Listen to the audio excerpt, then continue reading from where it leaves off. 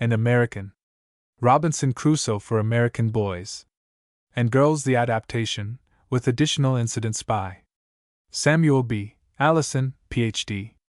Prefatory Note: An American Robinson Crusoe is the outcome of many years of experience with the story in the early grades of elementary schools. It was written to be used as a content in giving a knowledge of the beginning and development of human progress. The aim is not just to furnish an interesting narrative, but one that is true to the course of human development and the scientific and geographical facts of the island on which Robinson is supposed to have lived. The excuse for departing so widely from the original story is to be found in the use which was desired to be made of it. The story here presented is simply the free adaptation of the original narrative to the demand for a specific kind of content in a form which would be interesting to the children. The teacher is and should be justified in using with entire freedom any material accessible for the ends of instruction. The text as here given has been published with an introduction and suggestive treatments as a teacher's manual for primary grades. The Teacher's Robinson Crusoe. Explicit directions and ample suggestions are made for the use of the story as material for instruction in all the language arts, drawing, social history, and the manual arts. Published by the Educational Publishing Company. An American Robinson Crusoe. I. Robinson with his parents. There once lived in the city of New York a boy by the name of Robinson Crusoe. He had a pleasant home. His father and mother were kind to him and sent him to school. They hoped that he would study hard and grow up to be a wise and useful man, but he loved rather to run idle about the street than to go to school. He was fond of playing along the River Hudson, for he there saw the great ships come and go. They were as big as houses. He watched them load and unload their cargoes and hundreds of people get off and on. His father had told him that the ships came from far distant lands, where lived many large animals and black men. His father told him, too, that in these faraway countries the nuts on the trees grew to be as large as one's head and that the trees were as high as church steeples.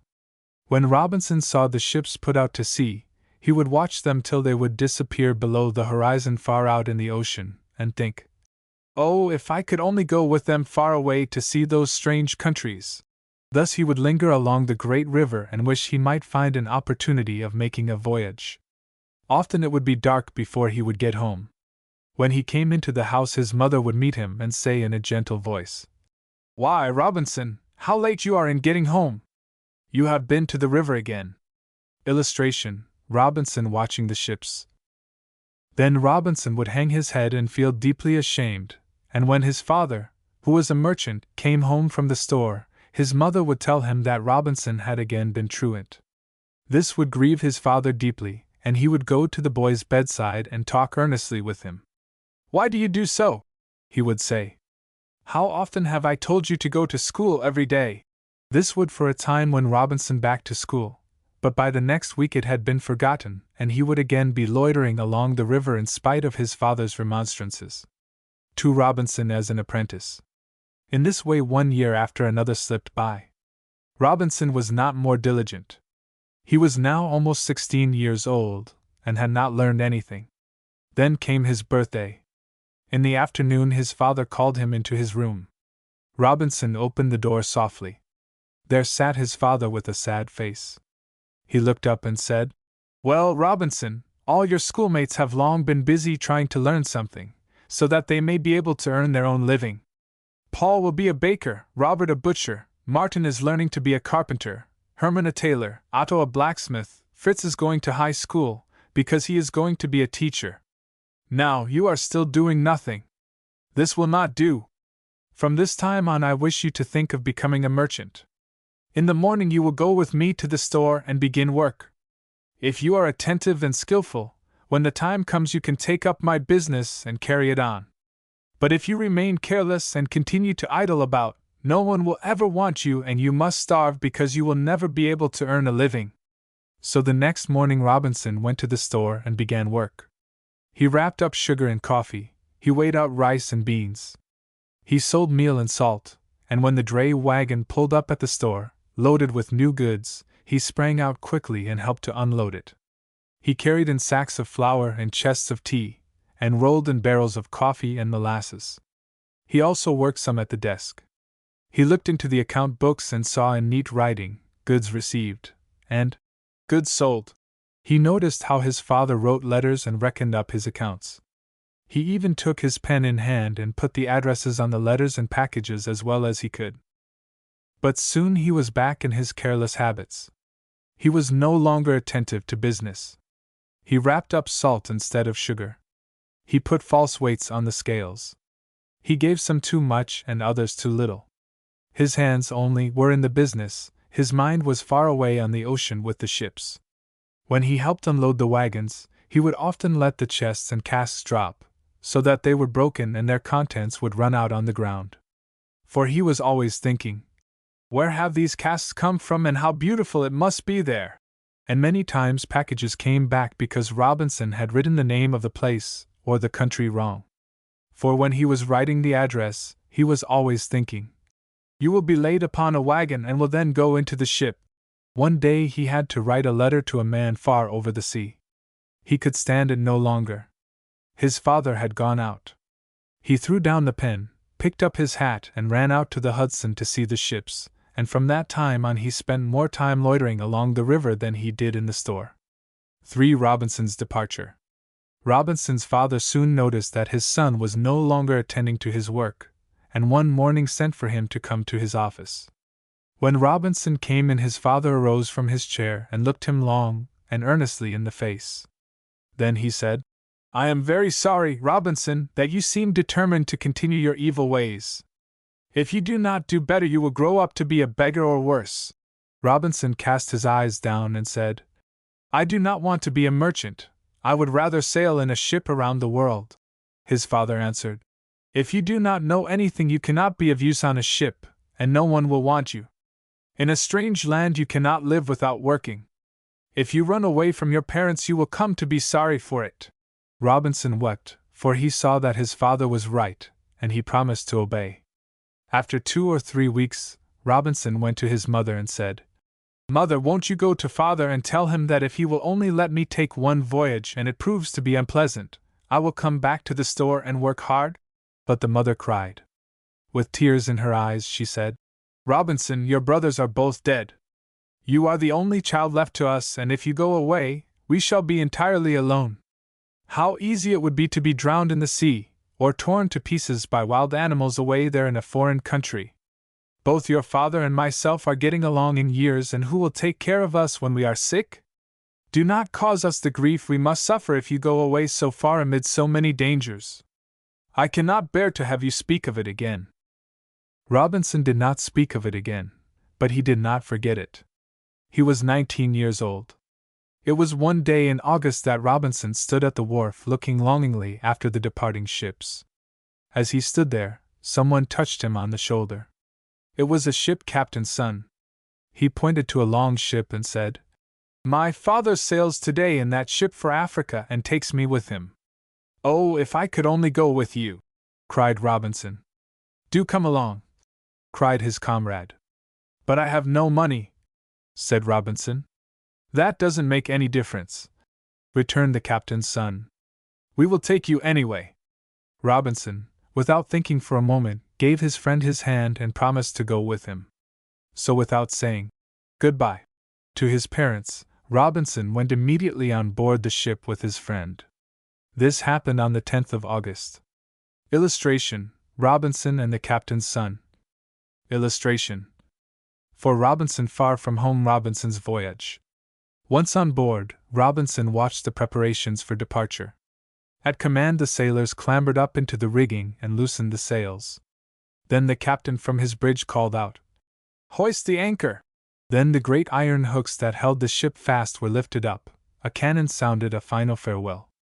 Robinson stood on the deck. He saw the great city shimmer in the sunshine before him. Very fast now the land was being left behind. It was not long until all that could be seen of his native city was the tops of the highest towers. Then all faded from sight. Behind, in front, right and left, he saw nothing but waters. He became a little afraid. At noon there arose a strong wind and the ship rocked to and fro. He became dizzy and had to hold fast to something. The masts and rigging began to dance. It seemed to him as if all was turning around. Suddenly he fell full length on the deck, and it was impossible for him to get up. He was seasick. He wailed and cried, but no one heard him, no one helped him. Then he thought of his home, his parents whom he had so ungratefully left. He had been on the water about 2 weeks when one day as he lay in his room, Robinson heard people over his head running about and crying, "A storm is coming!" The ship's sides trembled and creaked. The ship was tossed like a nutshell. Now it rolled to the right, now to the left. And Robinson was thrown from one side to the other. Every moment he expected the ship to sink. He turned pale and trembled with fear. "Ah, if I were only at home with my parents, safe on the land," he said. "If I ever get safe out of this, I will go home as quickly as I can and stay with my dear parents." The storm raged the whole day and the whole night. But on the next morning the wind went down and the sea was calm. By evening the sky was clear and Robinson was again cheerful. He ran about the ship. He looked at the glittering stars and was contented and happy. The shipwreck. Several weeks went by. Robinson had long ago forgotten his resolutions to return home. It was very hot. The glowing sun beat down upon the ship. The wide surface of the sea glistened. No breeze stirred. The sails hung loose on the top of the mast. But far away on the shore could be seen a black bank of clouds. All at once the ship was thrown violently to one side by a fierce gust of wind. Robinson threw himself on the deck. The sea began to rise and fall. The waves were as high as mountains. Now the ship was borne aloft to the skies, and now it would seem that it must be overwhelmed in the sea. When it sank down between the great waves of water, Robinson thought it would never again rise. The waves beat violently on the ship's side. Robinson went down the steps into his little room, but he came back full of anxiety. He believed every minute he would meet death in the waves. The night at last came on. The lightning flashed. The storm howled. The ship trembled. The water roared. So the night wore on. The storm raged for 6 days. Then on the 7th day it was somewhat abated. But the hope was soon dashed. The storm had abated but to get new strength. Suddenly it bore down with frightful power on the doomed vessel, struck it, and shot it like an arrow through the water. Then Robinson felt a fearful crash. The ship groaned as if it would fall into 1,000 pieces. It had struck a rock and there held fast. At the same moment the sailors raised the cry, "The ship has sprung a leak!" The water surged into the ship. All called for help. Each one thought only of himself. There was only one boat. The others had all been torn away. It was soon let down into the sea. All sprang in.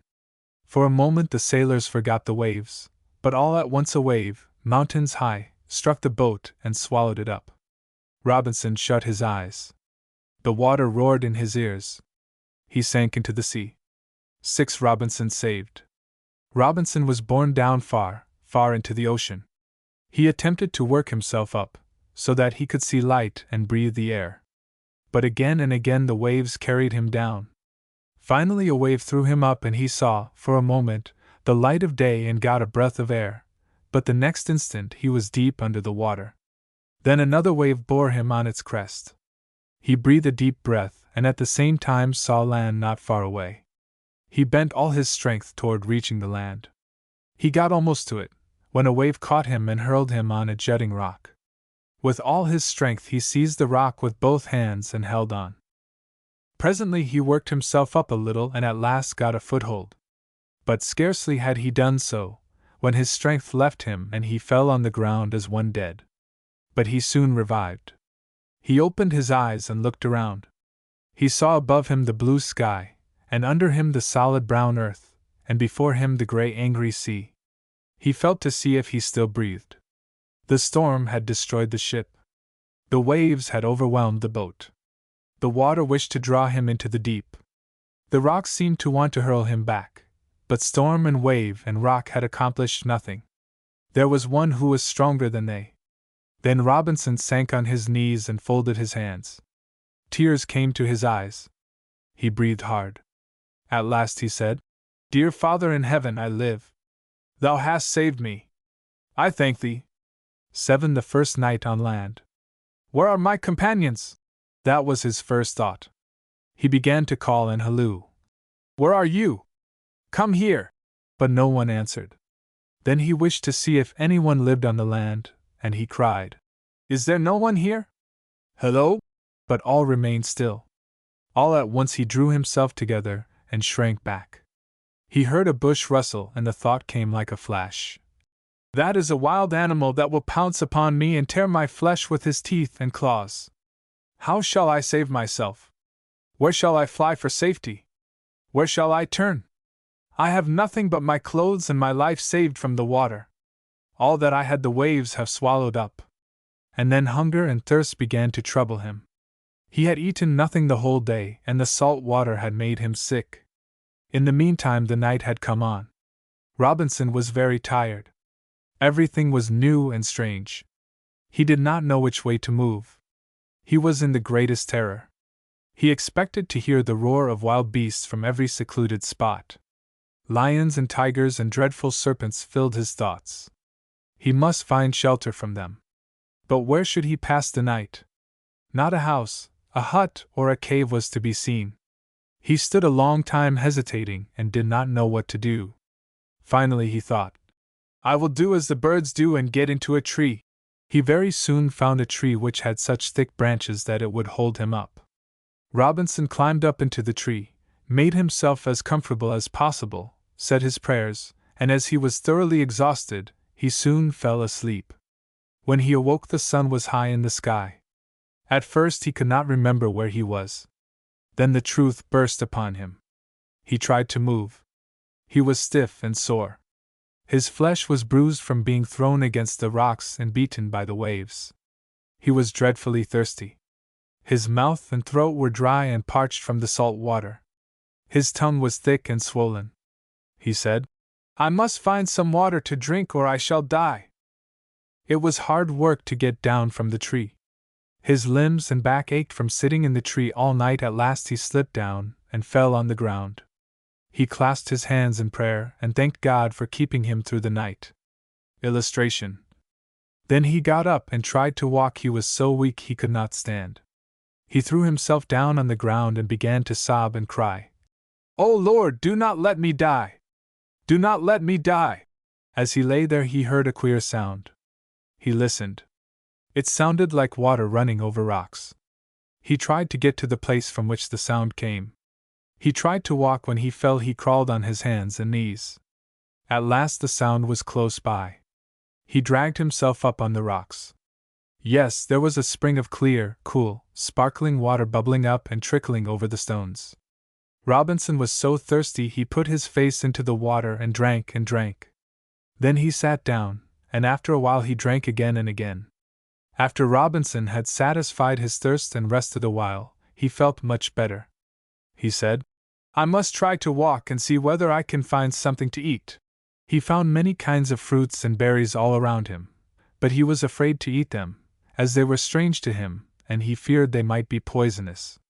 As he was walking along, all at once he spied a tall plant in the distance which had a familiar look. It looked like corn. He said to himself, I wonder if it can be corn. At last he came near enough to recognize it. Yes, it was corn. It did not look exactly like the corn that he saw at home, but still he knew it would be safe to eat it. He broke off an ear and eagerly ate the kernels raw. Oh, how good it was! Robinson could not remember anything that tasted half so good. He ate as much as he wanted and then filled his pockets with ears of corn for his supper. Then he went back to the spring to get another drink. Illustration. 8. Robinson on an island. After his hunger and thirst were satisfied, Robinson thought he would try to find another dwelling place. My legs are stiff and sore from sitting so uncomfortably last night, and there is so much danger of falling, he said. I will climb yonder hill and look around and see on which side the houses are. I will find me a stick to help me on my way. He broke a stick from a dry bush and climbed up the steep sides of the hill. After a half-hour's climb he was on top. What a sight met his eyes! There were no houses, no huts to be seen, no smoke arose from the forest, no field could be seen. Nothing but trees and bush, sand and rock. I am then upon an island alone, without food, without shelter, without weapons. What will become of me? He cried. I am a prisoner. The island is my prison, the waves are the guards which will not allow me to get away. Will no ship ever come to set me free? He stretched his gaze out to the sea till his eyes ached, but he saw no ship. Robinson came down, and seated himself on a stone, and considered what he should do. It was not yet noon, yet he feared greatly the next night. I must find me a better bed, was his first clear thought. Illustration 9. Robinson's Shelter. Robinson saw at a little distance what seemed to be a cleft, or an opening in a huge rock. If I could only get inside and find room to stay overnight! The rock would protect me from rain, from the wind and wild animals better than a tree. He long sought in vain for a place wide enough to allow him to get into the opening in the rock. He was about to give up, when he seized hold of a branch of a thorn tree growing on the side of the rock. He looked closer and saw that it grew out of the cleft in the rock. He saw, too, that at this point the opening was wider and that he had only to remove the tree in order to get in. The hole shall be my dwelling, he said. I must get the thorn tree out so that I can have room. That was easily said. He had neither axe nor saw, nor knife nor spade. How could he do it? He had nothing but his hands. He tried to pull it out by the roots, but in vain. He wasn't strong enough. I must dig it out, said Robinson. He scratched with his nails, but the earth was too hard. What should he do? He sought a stick with a fork in it and dug in the earth, but it was slow work. Then he found a clamshell. He did better with it, but it was hard work, and Robinson was not used to hard work. The sweat ran down his face, and he had often to stop and rest in the shade. The sun burned so hot, and the rock so reflected the heat that he was all but overcome. But he worked on. When evening came, he would sleep in the tree, and next morning he would go at it again. On the third day the roots were all laid bare. But the roots were fast in the clefts of the rock, and he could not loosen it, try ever so hard. What would he not have given for an axe, or at least a knife? And yet he had never thought of their value when at home. He attempted to cut one root through with his clamshell, but the shell crumbled and would not cut the hard wood. He stood for a long time thinking, not knowing what next to do. He made up his mind that he must have something harder than the shell to cut with. Then he tried a stone with a sharp edge, but soon found he needed another one, however. He found one. Then he set the sharp one on the wood and struck it with the heavy one. In this way he slowly cut the roots in two. On the fifth day there was yet left one big root, bigger than any of the others. Robinson got up early in the morning. He worked the whole day. Finally it gave a crack, and it, too, was broken. Robinson had only now to remove the loose earth inside the cleft. He found the opening could be made large and roomy. It was choked up with dirt. He dug out enough to allow him room enough to make a place to lie down. In the future, he thought, I will take out all the dirt, and then I shall be comfortable. It was then dark and the moon shone bright in the heavens.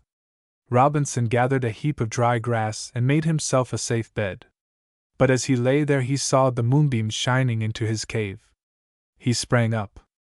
How easy, he thought, for wild animals to creep in here upon me. He crawled out and looked around. Not far from the cave he saw a large flat stone. With great trouble he rolled it to the opening of his cave, but before this the morning began to dawn. He went inside the shelter, seized the stone with both hands and rolled it into the opening till it almost closed it. I have now a closed home. I can again stretch my legs. Wind and rain cannot get at me, nor wild animals. X. Robinson makes a hat. Refreshed and with renewed strength, Robinson awoke late the next morning, but he had a bad headache. The day before the hot tropic sun had beat down on his bare head, as he worked at his cave. He was so busy that he forgot to go into the shade from time to time in order to shield himself from the scorching sunshine. He felt a new need. I must make me a hat, said Robinson to himself. But how? He had no straw, no thread, and no needle. He looked around for a long time, but found nothing.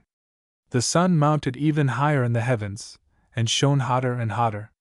He went to seek shelter at last in the deep shade of a nearby tall plant. As he stood there, he examined the plant more carefully. "Out of these leaves," he said, "I might make a hat." He climbed up the short stem of the plant and saw that it had not only leaves as long as himself, but between the leaves were big bunches of long, thin fruit, as thick as 3 fingers and similar in shape to a cucumber. He plucked the leaves and fruit and was about to eat some of the fruit when he heard near him a light stir as of some animal. He rolled the leaves and fruit together and hastened back to the cave. Illustration: the banana tree. The bananas, for that is what the fruit proved to be, were sweet and refreshing. After he had eaten enough, he set immediately about making his hat. He broke off a couple of reeds. He bent one into a hoop. But the hoop would not hold without thread. Sometimes it was too large and sometimes too small. But it must fit his head. He pulled up grass and bound its ends together, but the grass stalks were not strong enough. He hunted until he found a tree whose inner bark was soft and came out in long fibers. He bound his reed with this. This, too, made the hoop soft so that it did not hurt his head. When the hoop was ready and fitted to his head, he found the banana leaves could not be used. Their veins ran straight out from the midrib. This made them easily torn, and besides, they were too large. They were not the best shape. He saw that leaves about a foot long with broad and tapering points would be best. He saw, too, that if the leaves had their veins running parallel with the midrib, they would be stronger. He made search and at length found leaves that seemed made for his purpose. They were thick and leathery and tapered from base to apex like a triangle. He now proceeded with his hat making. He would take a leaf and lay it on the ground with the base toward him. Then he laid the hoop on the base of the leaf, wrapped it around the hoop and fastened it with thorns. He did the same with the other leaves. The thorns were his pins. At last he pinned the tips of the leaves together at the top, and the hat was ready. It looked just like a big cone, but it kept out the heat of the sun. Robinson now had corn and bananas, and when he was thirsty he drank a handful of water from the spring. He had been now 9 days on the island. Every day he looked out on the sea until his eyes ached to see if he might discover a ship. He could not understand why no ship came his way. "Who knows how long I must wait here?" said he sorrowfully.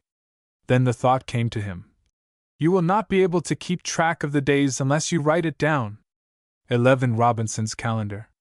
The matter of keeping track of time puzzled Robinson very much. It was getting more difficult every day to keep it in his memory. He must write down the days as they slipped by, but where and how? He had neither pen, ink, nor paper. Should he mark every day with a colored stone on the smooth side of the huge rock wall within whose clefts he had dug out his cave? But the rain would wash off the record and then he would lose all his bearings. Then he thought of the beach, but there the wind and waves would soon also erase it. He thought a long time. "I must find something," he said to himself, "on which to keep a record. I must also know when Sunday is. I must rest one day in the week. Yes, I must find something," he said, "on which to write." And finally he found it. He chose 2 trees standing near each other, and then sought for a small sharp stone, which he could make still sharper by striking it on another. When he had got this pen ready, he cut into the bark of one tree. Shipwreck, Sunday, 10th of September 1875. He made 7 cuts in a row for the 7 days in the week. The first cut was longer than the others. This was to represent the Sunday. At sundown every day he made a new cut in the bark. The other tree he called the month tree. On its stem he was to cut a mark every time his week tree told him a month had passed. But he must be careful, for the months were not of equal length. But he remembered that his teacher had once said in school that the months could be counted on the knuckles and hollows of the hand, in such a way that the long and short months could be found easily, and he could tell in this way the number of days in each. Robinson worked at enlarging his shelter a little every day. He was sorely at loss to find something in which to carry the dirt away from the entrance, or enough so that it would not choke up the opening. A large clam shell was all he could think of at present. He would carry the dirt to the entrance, and some distance away, and then throw it. Fortunately, the ground sloped away rapidly, so that he needed a kind of platform before his door. He was careful to open the cleft at some distance above the large opening, for the air was damp and impure in the shelter. But with the opening made high above, fresh air was constantly passing into, and impure air out of, his cave. Light, too, was admitted in this way. 12. Robinson makes a hunting bag. Several days passed with Robinson's hat making, and his calendar making, and his watching the sea.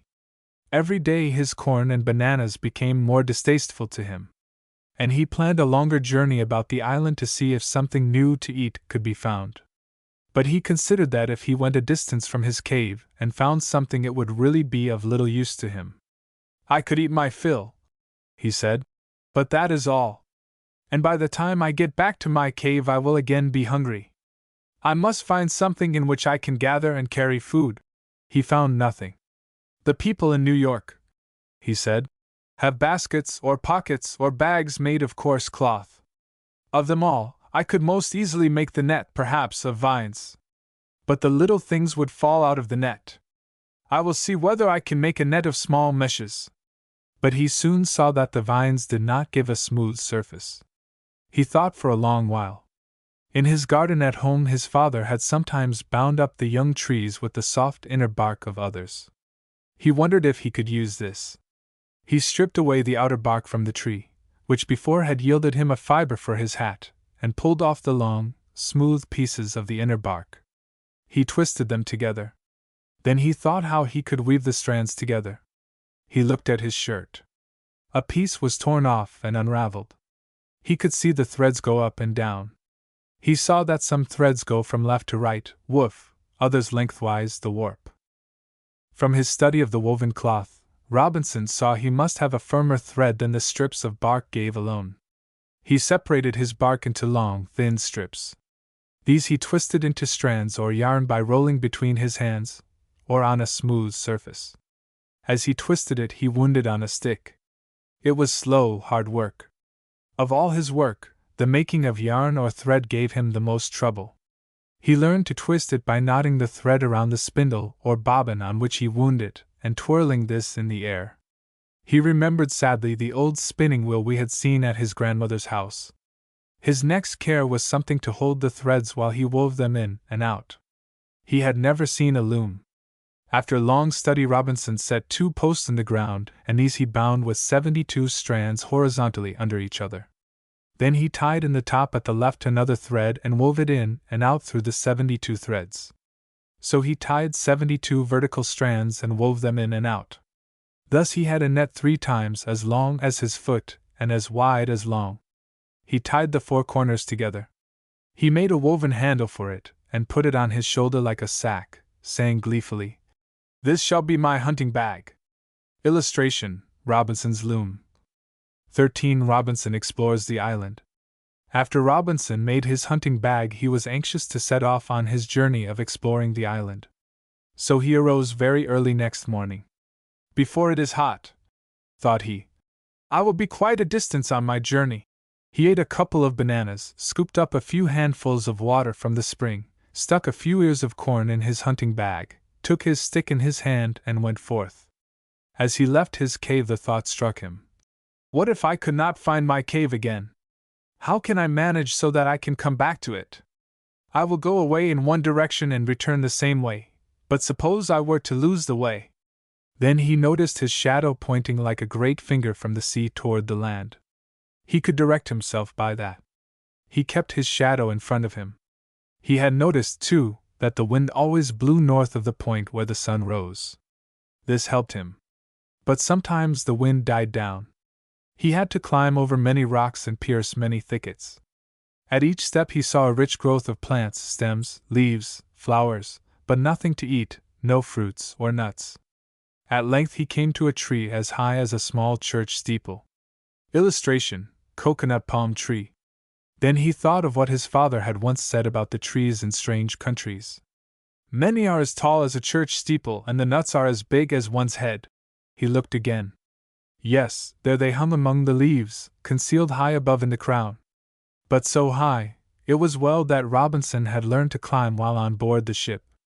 He quickly laid down his hunting bag and clambered up the smooth stem of the high tree, a palm.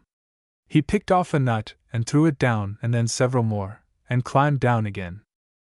But the nuts were very hard. How should he open them? He had brought along his sharp stone with which he had stripped off the inner bark. With this he forced off the thick outer shell. But now came the hard nut within, and how hard it was! Striking it was of no use. Then he threw a great stone on the nut. The shell was crushed, and a snow-white kernel lay before him. It tasted like almond. With astonishment, Robinson saw in the middle of the nut a large empty space which must have been filled with fluid, as the inside was wet. He wished that he had the juice to drink, for he was very thirsty. With this in view, he examined another and riper nut, and the outside came off more easily. But how could he break it, and at the same time save the juice? He studied the hull of the coconut on all sides. At the ends were 3 little hollows. He attempted first to bore in with his fingers, but he could not. "Hold!" he cried. "Maybe I can cut them there with the point of my stone knife." This was done without trouble, and out of the hole flowed the sweet, white juice. Robinson put a couple of nuts in his hunting bag, and also the shells from the broken nuts. "Now," he thought, "I shall no longer have to drink from my hand." With this thought he went on his way. As Robinson came to a rock in his path, out jumped what Robinson took to be a rabbit. He ran after him to catch him, but the rabbit was much the swifter. So Robinson hastened home, but before he reached it the stars were shining with their lustrous light. Tired Robinson stretched his limbs on his bed of grass and leaves and slept soundly. 14. Robinson as a hunter. All the time Robinson was confined to the cave he kept thinking about the rabbit he had seen and how he might catch one. Finally, he determined to make a spear. He broke down a thin, young sapling, stripped off its branches, and in one end fastened a sharp stone. He then went to bed, for he wanted to be up early for his first hunting trip on the morrow. With his hunting sack and spear, Robinson began to creep very, very cautiously through the underbrush. But he did not go far before he saw a lot of rabbits feeding peacefully on the soft leaves and grass. He drew back and threw his spear with all his might. But the spear did not reach the rabbits. It fell far short, and the rabbits sprang up and ran quickly away. He tried it several times with the same result. Then Robinson, discouraged, turned back home and ate his corn, bananas, and coconuts without meat. In the meantime he found a new kind of food. He discovered a nest of eggs. How good they tasted to him! But his longing for meat was still very great. "I will try to make a bow and arrow," he said. No sooner said than done. He bent a long piece of tough, young wood and stretched between the ends a cord twisted out of the fiber taken from the coconut shell. He then sought for a piece of wood for arrows. He split the ends with his flint knife and fastened in splinters of stone. At the other end he fastened on some feathers found on the ground. The arrows flew through the air with great swiftness. "They will go far enough," thought Robinson. "If I could only hit anything." He practiced shooting. He stuck his stone knife in a tree and shot at it the whole day long. At first he could not hit it at all.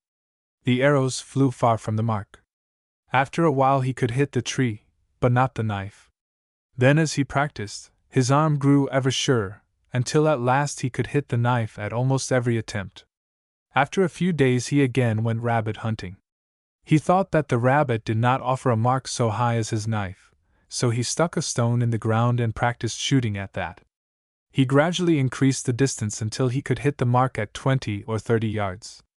The next morning Robinson took his bow and arrows and went out to hunt. He aimed at a rabbit, shot, and it fell, pierced by the arrow. His very first shot was successful. He hastened up and took the dead rabbit on his shoulder, carried it to his cave and skinned it. Then he cut off a nice, large piece of meat and was going to roast it, but alas, he had no fire. 15. Robinson's shoes and parasol. The next morning Robinson could not get up.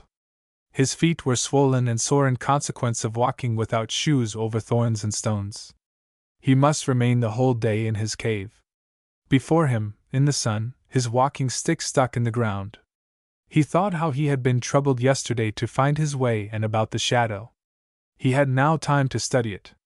He watched it the whole day through. In the morning it pointed toward the land. In the evening toward the sea. This comes from the daily movement of the sun. He determined to study the matter more carefully. Robinson got up and with great effort walked to the spring. There he cooled his burning feet, and gathered some large leaves, which he bound on them. He decided to remain in his cave a few days, for he had enough food stored up to last him some length of time.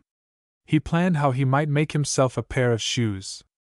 As soon as his feet were well, he sought out some thick bark and put fastenings of tough, strong fiber on it. These served very well to protect his feet. But he must have some further protection from the sun. It beamed so hot that his hat was not enough. He made a parasol out of leaves like his hat. He took a straight stick for a handle. He tied some reeds together and bent them into a hoop. He then fastened the upper end of the stick in the center of the hoop by means of 6 reeds which formed the ribs of the parasol.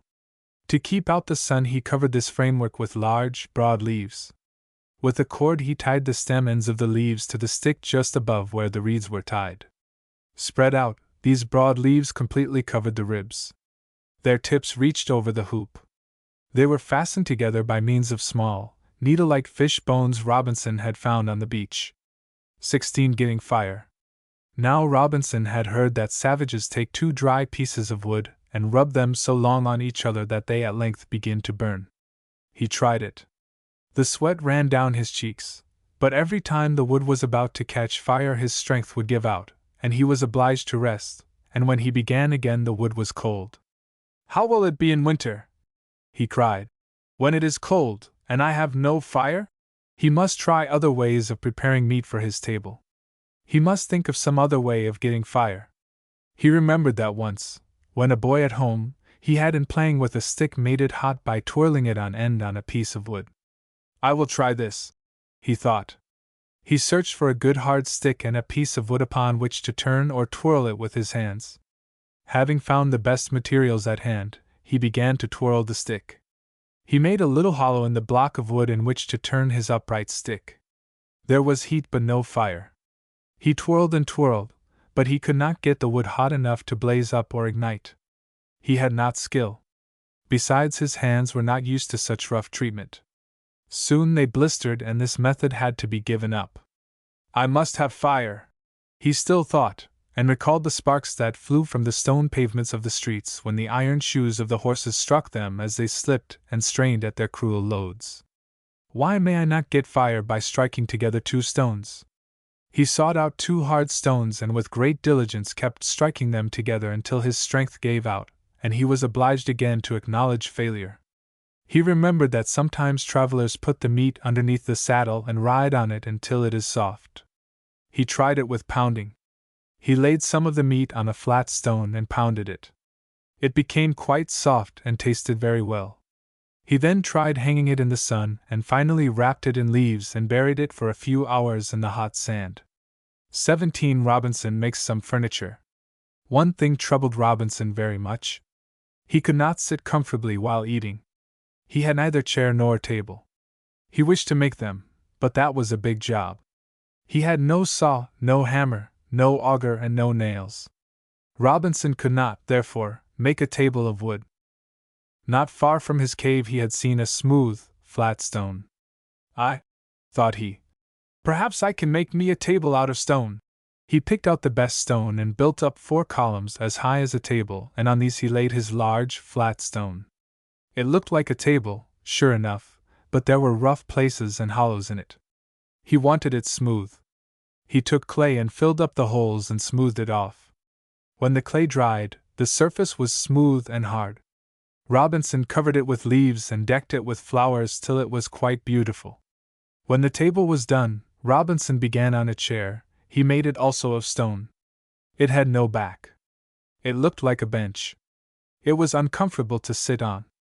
Robinson covered it with moss. Then it was an easy seat. Table and chair were now ready. Robinson could not move them from one corner to another, nor when he sat on the chair could he put his feet under the table, and yet he thought them excellent pieces of furniture. Every day Robinson went hunting and shot a rabbit, but the meat would not keep. At home they would have put it in the cellar, If only he had a cellar! He saw near his cave a hole in the rock.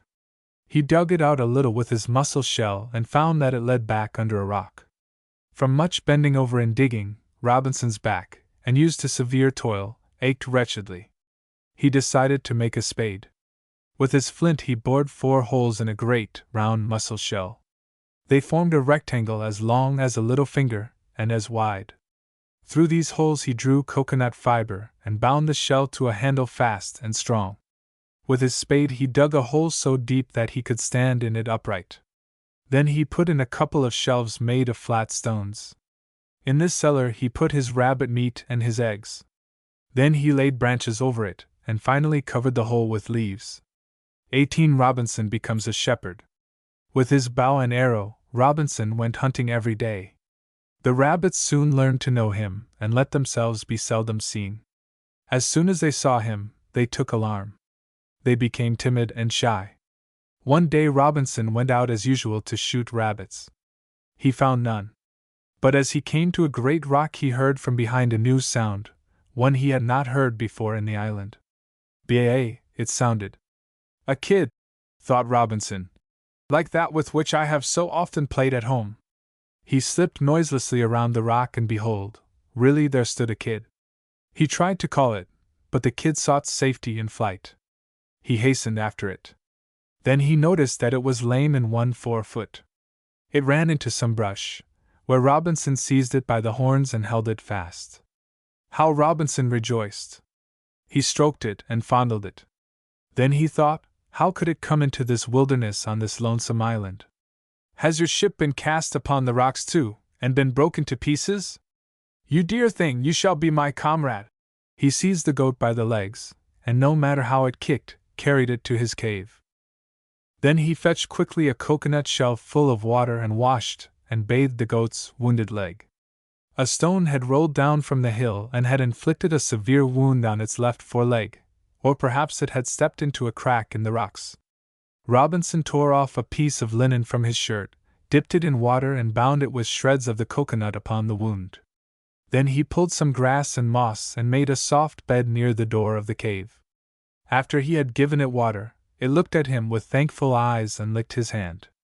Robinson could not sleep that night. He thought continually of his goat, and got up time and again to see if it was safe. The moon shone clear in the heavens. As Robinson sat before the goat's bed he looked down on his new possession as lovingly as a mother on her child.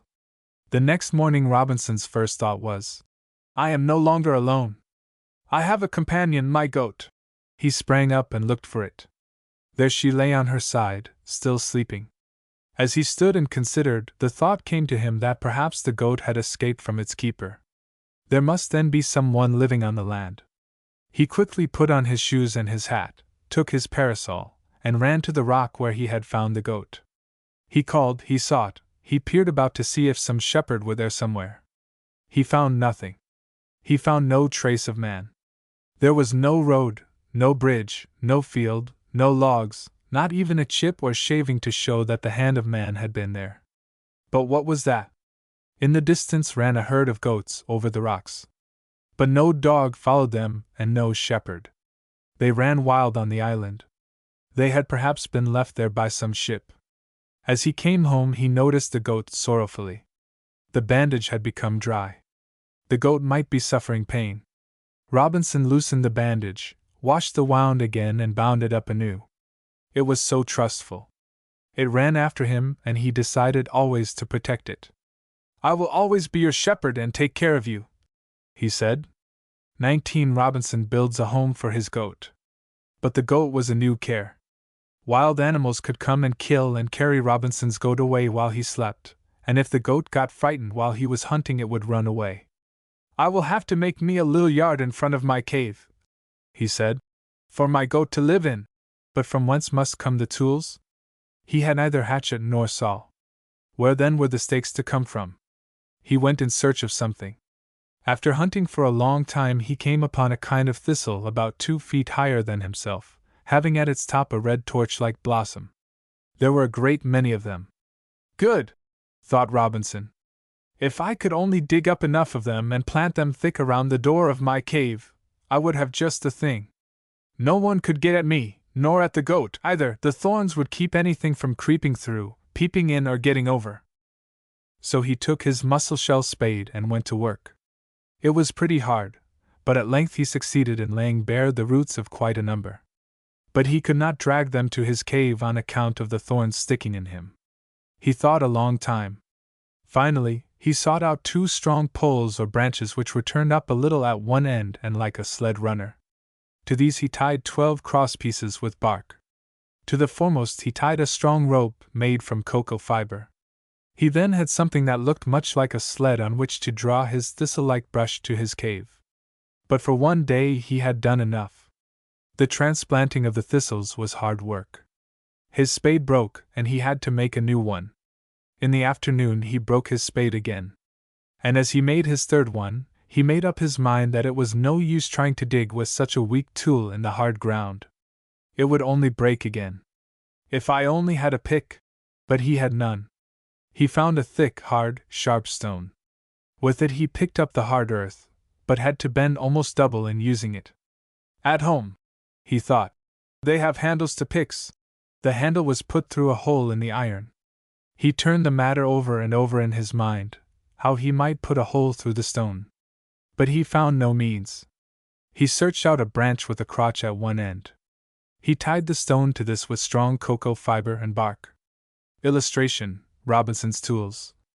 How his eye glistened as he looked at the new tool. Now he began to work. He first loosened up the earth with his pick, then he dug it out with his spade and planted in a high thistle. Many days he had to work, but finally one evening the hedge was ready. He had a row in a semicircle in front of his cave. He counted the marks on his calendar tree. The day on which he had begun to make his hedge he had especially marked out. He had worked 14 days. He had completed his hedge with the exception of a small hole that must serve for a door. But the door must not be seen from without. As Robinson thought, it came to him that there was still place for 2 thistles on the outside. He could easily get in, but the entrance was difficult to find from the outside. Robinson looked on his hedge from without. It was not yet thick enough. For this reason he planted small thistles between the larger ones. With the digging them out and transplanting them he was a whole week longer. Finally, the hedge and the yard were ready. Now Robinson could rest without fear and sleep in his cave, and could have his goat near him all the time. It delighted him greatly. It ran after him continually like a dog. When he came back from an absence, it bleated for joy and ran to meet him as soon as he got inside the hedge. Robinson felt that he was not entirely alone. He had now a living being near him. XX Robinson gets ready for winter. There was one thing that troubled Robinson greatly. What will become of me when the winter comes? I will have no fire to warm me. I have no clothing to protect me from the cold, and where shall I find food when snow and ice cover all the ground and when the trees are bare and the spring is frozen? It will be cold then in my cave. What shall I do? It is cold and rainy already. I believe this is harvest time and winter will soon be here. Winter and no stove, no winter clothing, no winter store of food and no winter dwelling. What shall I do? He considered again the project of making fire. He again sought out 2 pieces of wood and sat down and rubbed them together. The sweat rolled down his face. When the wood began to get warm, his hand would become tired, and he would have to stop. When he began again the wood was cold. He worked for an hour or 2, then he laid the wood aside and said, I don't believe I can do it. I must do the next best thing. I can at least get warm clothing to protect me from the rain and snow. He looked down at his worn, thin clothing, his trousers, his shirt, his jacket. They had become so thin and worn that they were threadbare. I will take the skins of the hares which I have shot and will make me something, he thought. He washed and cleaned them, but he needed a knife and he set about making one. He split one end of a tough piece of wood, thrust his stone blade in it, and wound it with cocoa fiber. His stone knife now had a handle. He could now cut the skins quite well. But what should he do for needle and thread? Maybe the vines would do. But they are hardly strong enough, he thought. He pulled the sinews from the bones of the rabbit, and found them hard. Maybe he could use them. He found fish skeletons on the seashore and bored a hole in the end of the small, sharp rib bones. Then he threaded his bone needle with the rabbit's sinews and attempted to sew, but it would not go. His needle broke. The skin was too hard. He bored holes in the edge of the pieces of skin and sewed through the holes. This went very well. He sewed the skins together with the hair side inward, made himself a jacket, a pair of trousers, a hat, and finally covered his parasol with rabbit skin, for the rain had already dripped through the leaves of it.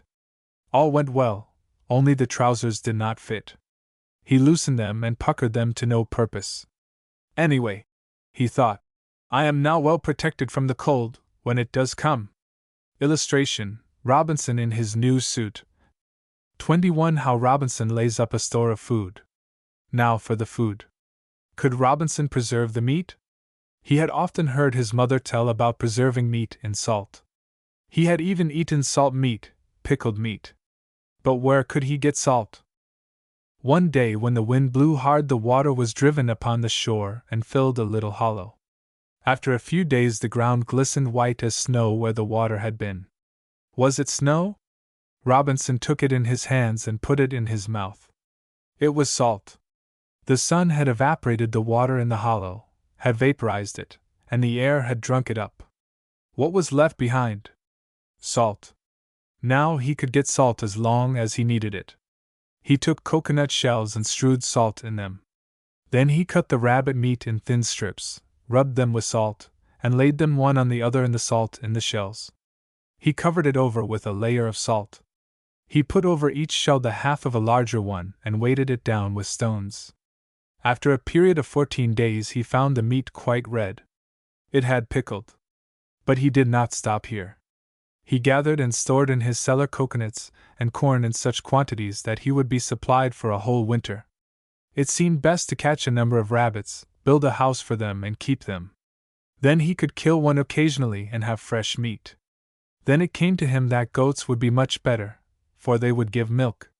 He determined immediately to have a herd of goats. He made a string or lasso out of cocoa fiber. Then he went out, slipped up quietly to a herd of goats, and threw the lasso over one. But the lasso slipped from the horns and the goat ran away. The next day he had better luck. He threw the lasso, drew it tight, and the goat was captured. He brought it home. He rejoiced when he saw that it gave milk. He was happy when he got his first coconut shell full of sweet, rich milk. His goat herd grew. He soon had 5 goats. He had no more room in his yard. He could not provide food enough. He must let them out. He must make another hedge around his yard so that the goats could get food and yet be kept from going away. He got stakes from the woods and gathered them before his cave. He sharpened them and began to drive them in the earth. But it rained more and more each day. He was wet through as he worked. He had finally to stop work, for the rain was too heavy. 22. Robinson's Diary. Robinson was much disturbed because he had no means of keeping a record of things as they happened from day to day. He had his calendar, it is true. He would not lose track of the time. But he wished for some way to write down his thoughts and what happened. So he kept up keen search for anything that would serve him for this purpose. Every time he journeyed about the island he kept careful watch for something that he might write upon. He thought of the leaves of the palm tree, the white undersurface of the shelf fungus. But these he found would not do. He tried many kinds of bark and leaves. There was a kind of tall reed or grass growing in the marshes whose rind seemed good when dried. He examined the inner bark of many trees. He at last found that the inner bark of a tree which resembled our elm tree worked best. He would cut through the bark with his stone knife around the tree. At about 1 foot from this he would cut another ring. He then would cut through the bark lengthwise from one circular cut to the other. He could then peel off the section easily. While it was yet full of sap he would separate the soft, tough, thin inner layer of the bark. This usually came off in sheets without a break. When these sheets of bark were stretched and dried they could be used very nicely instead of paper. Robinson next searched for something that would serve him as ink, and this was much easier to find than paper. He had noticed many kinds of galls of many different colors growing on trees. He did not know what they were, or how they grew, but he had learned in his father's store that ink was often made from galls gathered from trees. Anyway, he thought, I can get ink from the cuttlefish. He had watched this animal get away from its enemies by sending out a cloud of purplish fluid, in which to hide as it darted away. He had learned also that indigo is made from the leaves of a plant. He had noticed a plant growing in the open places in the forest whose leaves turned black when dried. Robinson gathered a quantity of gallnuts and soaked them in water. To the black fluid thus obtained he added a little rice water to make it flow well, and this served very well as an ink. He kept his ink in a cup made from a coconut shell. He was not long in getting a pen, though the lack of a good sharp knife made it hard to make a good one. In going about he had gathered a quantity of large feathers. He saved these for the time when he should have his paper and ink ready. Now, he cut away a quill to a point and split it up a little way. He was now supplied with writing materials. Is it not wonderful, he thought, how all our wants are filled? We have only to want a thing badly enough and it comes. Robinson began at once to write down the date for each day and the main thing he did or that happened on it. He called this his diary. He had now a better way of keeping time than on his tree calendar. He did not need it any more. You have no doubt wondered how Robinson could work in his cave, especially at night without a light. The truth is, it was a great source of discomfort to him. At sunset he was in total darkness in his cave.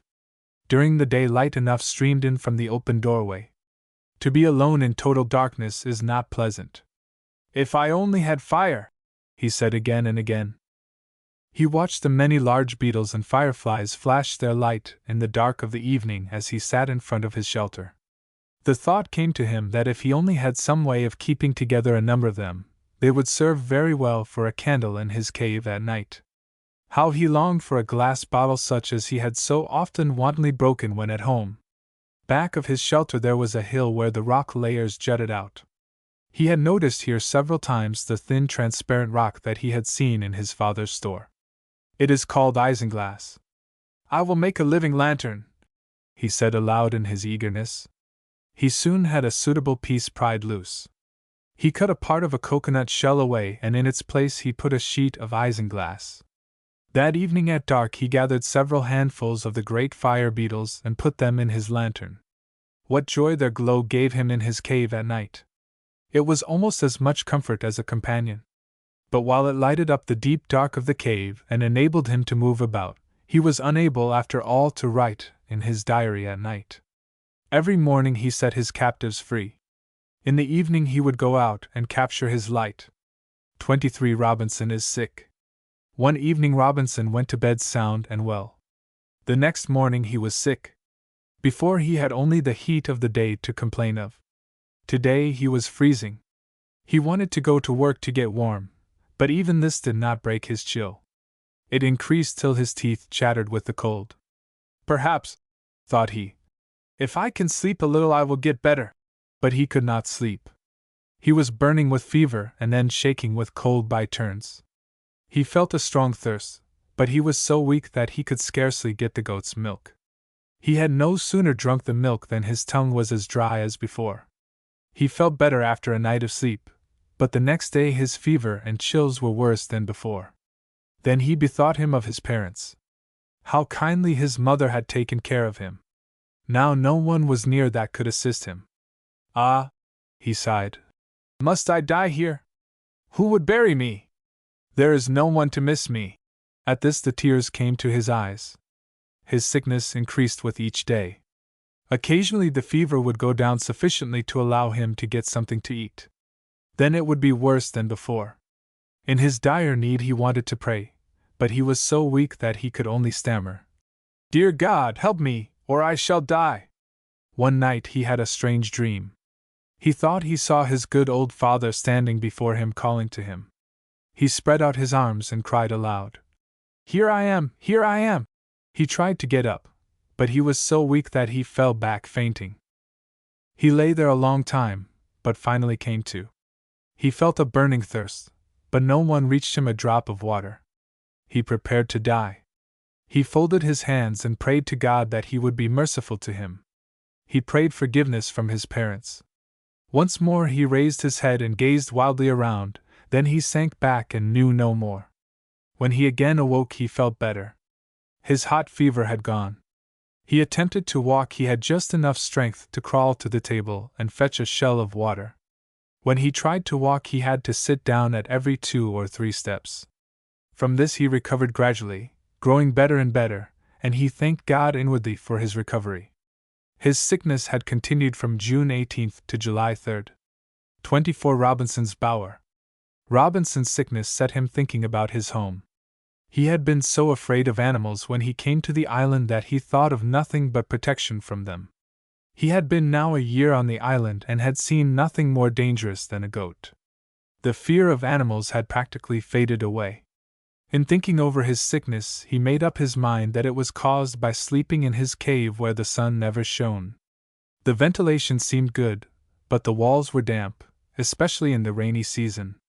Then the water would trickle down through the cleft in spite of all he could do. He resolved to build, if possible, a little cottage, or, as he called it, a bower, in the yard in front of his shelter. The hedge of thistles was growing and formed a fence that an animal could not get through. His screen of willows on the outside of this would soon hide him from view from the sea. He had the wall of rock and the hill behind him. He planned out his way of building it very carefully. "It must be done," he said. Robinson formed the habit of talking to himself, so that he would not forget how to talk, "without hammer, nails, or saw." He first sought out 4 posts, as large as he could well handle. There were always broken trees and branches in the forest. If he searched long enough he could find posts just suited to his need.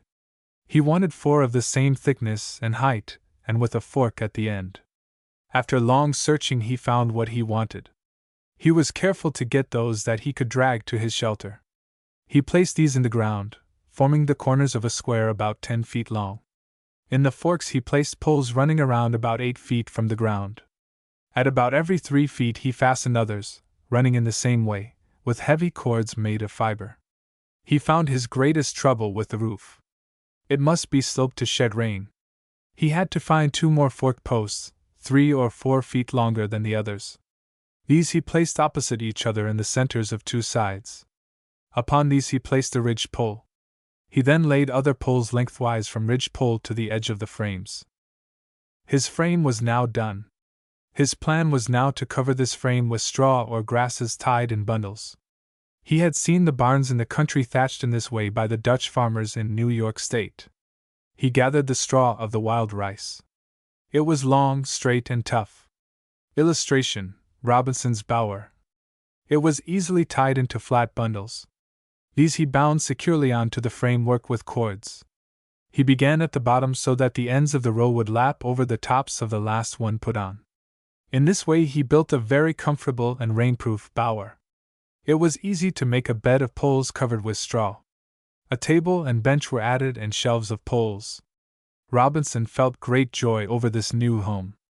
"I will not now be sick any more," he said. "In case of danger I can get into my cave. But at all other times I will live in my bower." He had used still for his cave. He could use it to store some things in. But he had to be careful about the dampness in wet weather. Robinson was getting to feel at home. He was no longer so sad.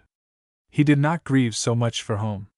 He looked upon his home with great delight. It was secure. He had his herd of goats always in his sight. At evening he would do his milking. He found he could keep the milk for some time in the cave. He was tempted to try making some butter from the good, rich cream.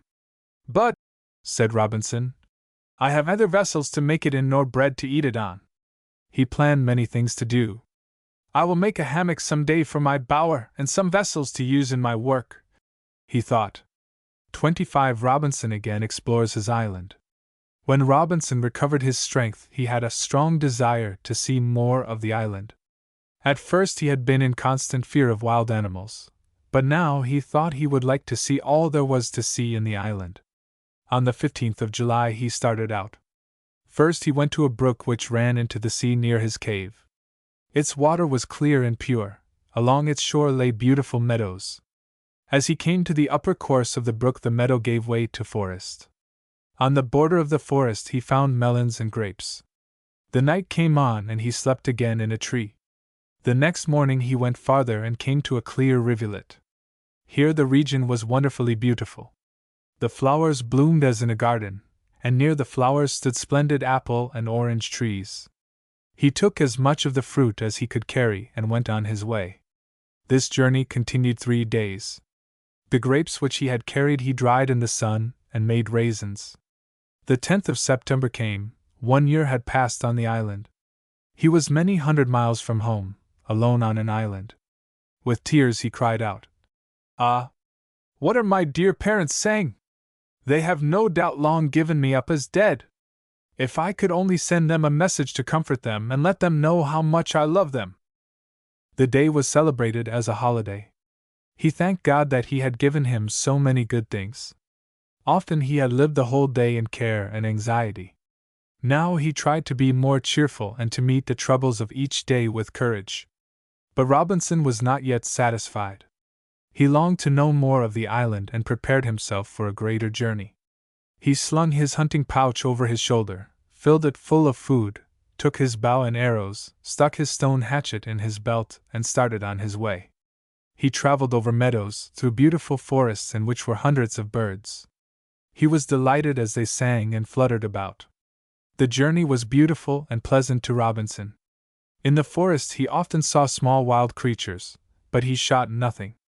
After the first night he slept under a tree in the soft grass, for he had now no fear of wild animals.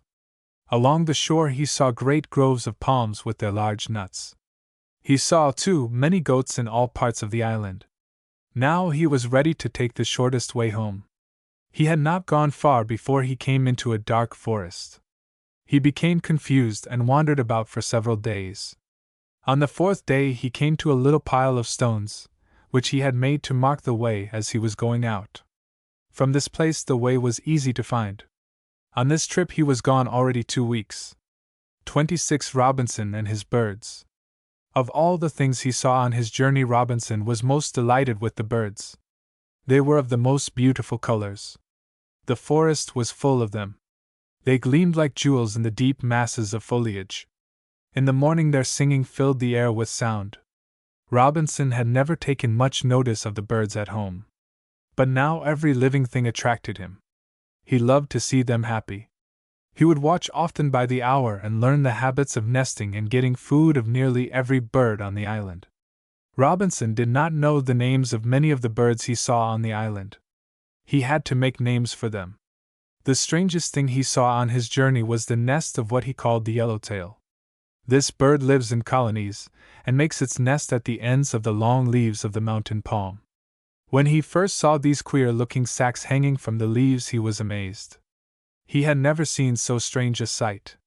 From the end of each great leaf hung a long, closely woven nest. Robinson could not make out at first what they were. Soon, however, he saw the birds come out of the mouths of the nests. Here, 100 feet from the ground, they hung their nests. But they were perfectly safe. He had not gone far from the tree in which the yellowtails had their nests when he was suddenly startled by a voice crying, Who are you?" Robinson was greatly frightened and hid beneath the drooping branches of a cedar tree. He feared every moment that the owner of the voice would make his appearance. But it kept at a distance. Every few minutes from the depths of the forest would come the doleful cry, Who are you?" Robinson did not dare to stir from his hiding place. He remained there overnight. After the night came on he heard the strange voice no more. The next day he renewed his journey. He saw many birds that were wholly strange to him.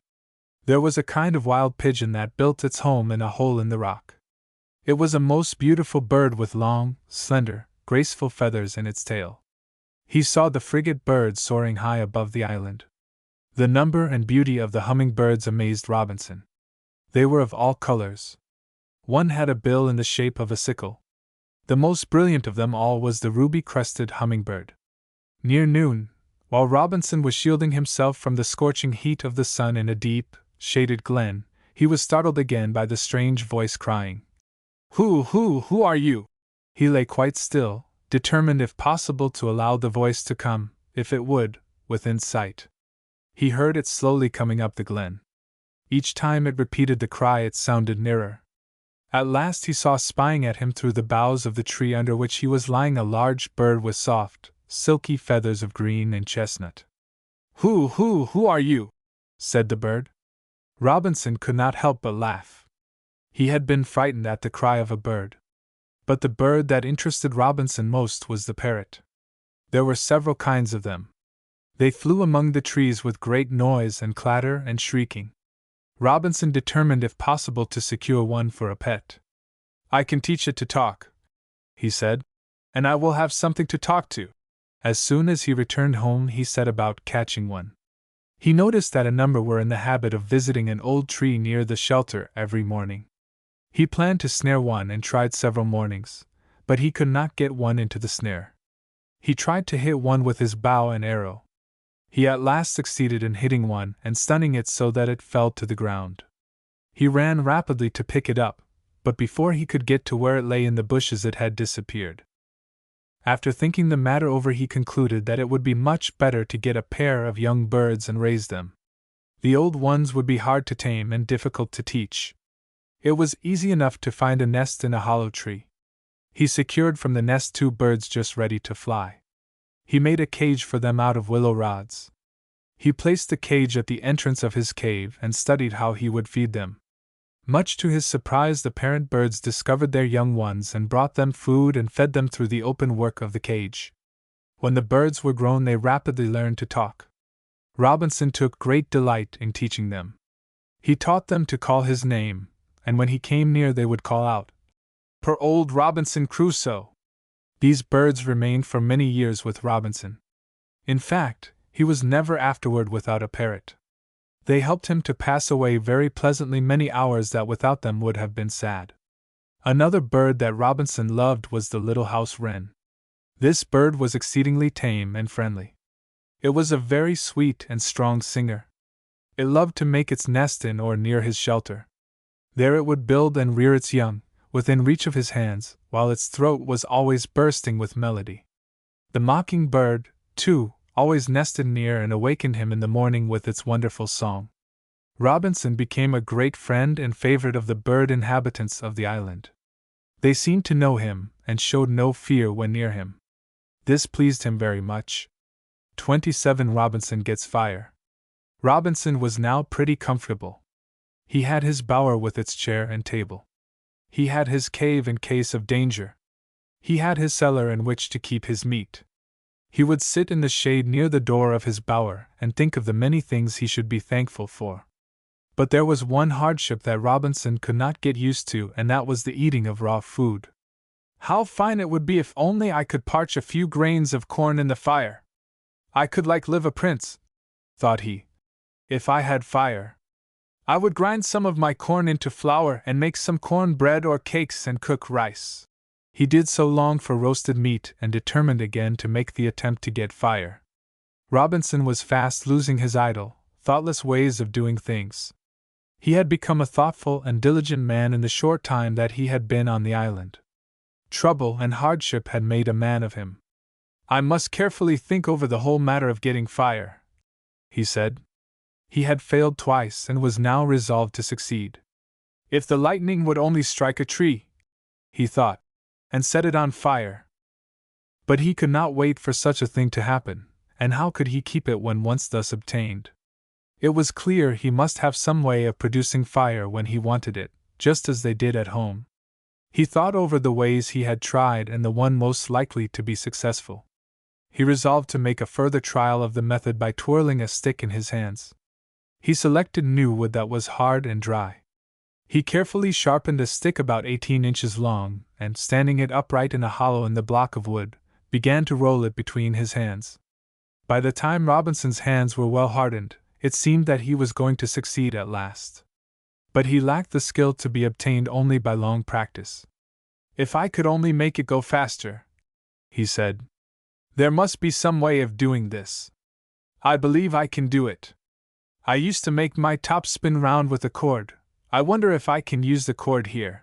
The only cord he had was attached to his bow. He was going to take it off when a thought struck him. He loosened the string a bit and twisted it once about his spindle. Then he drew the bow back and forth. The spindle was turned at a great rate. He saw he must hold one end with his left hand while the other rested in the hollow in the block. With his right, he drew the bow back and forth. How eagerly he worked! He had twirled but a few minutes when the dust in the hollow burst into fire from the heat produced by the rapidly twirling spindle. Illustration: Robinson's tools for making fire. Robinson was too overjoyed to make any use of it. He danced and capered about like one gone mad until the fire had gone out. But that was of no matter now, since he could get fire when he wanted it.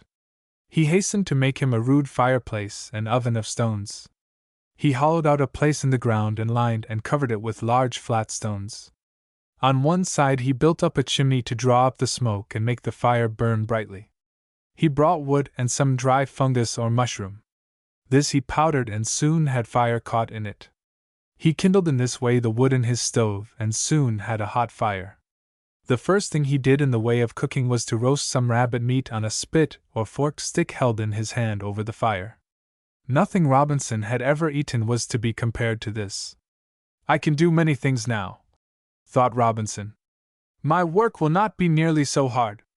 My fire will be my servant and help me make my tools as well as cook my food. I can now cook my corn and rice." 28 Robinson makes baskets. Robinson still continued anxious about his food supply when he could no longer gather it fresh from the fields and forest. Corn had again become ripe. He had found in a wet, marshy place some wild rice plants loaded with ripened grain. As he now had fire, he only had to have some way of storing up grains, and he would not lack for food. He knew that grain stored away must be kept dry and that he must especially provide against dampness in his cave or in his bower. If he only had some baskets, these would be just the thing. But how was he to get them? Robinson had never given a thought to either material or the method of making them. He, however, was gradually acquiring skill and confidence in himself. So far he had managed to meet all his wants. He had invented tools and made his own clothes and shelter, and, "Now," said he to himself, "I will solve the new problem. I must first study the materials that I have at hand." He remembered the splint market baskets in which his father took vegetables home from the store. He recalled how the thin splints were woven. "They went over and under," he said. "That is simple enough if I had the splints." He set himself diligently to work to find a plant whose bark or split branches could be used for splints. He tried to peel off the rough outer bark of several trees in order to examine the inner layers of soft, fibrous material.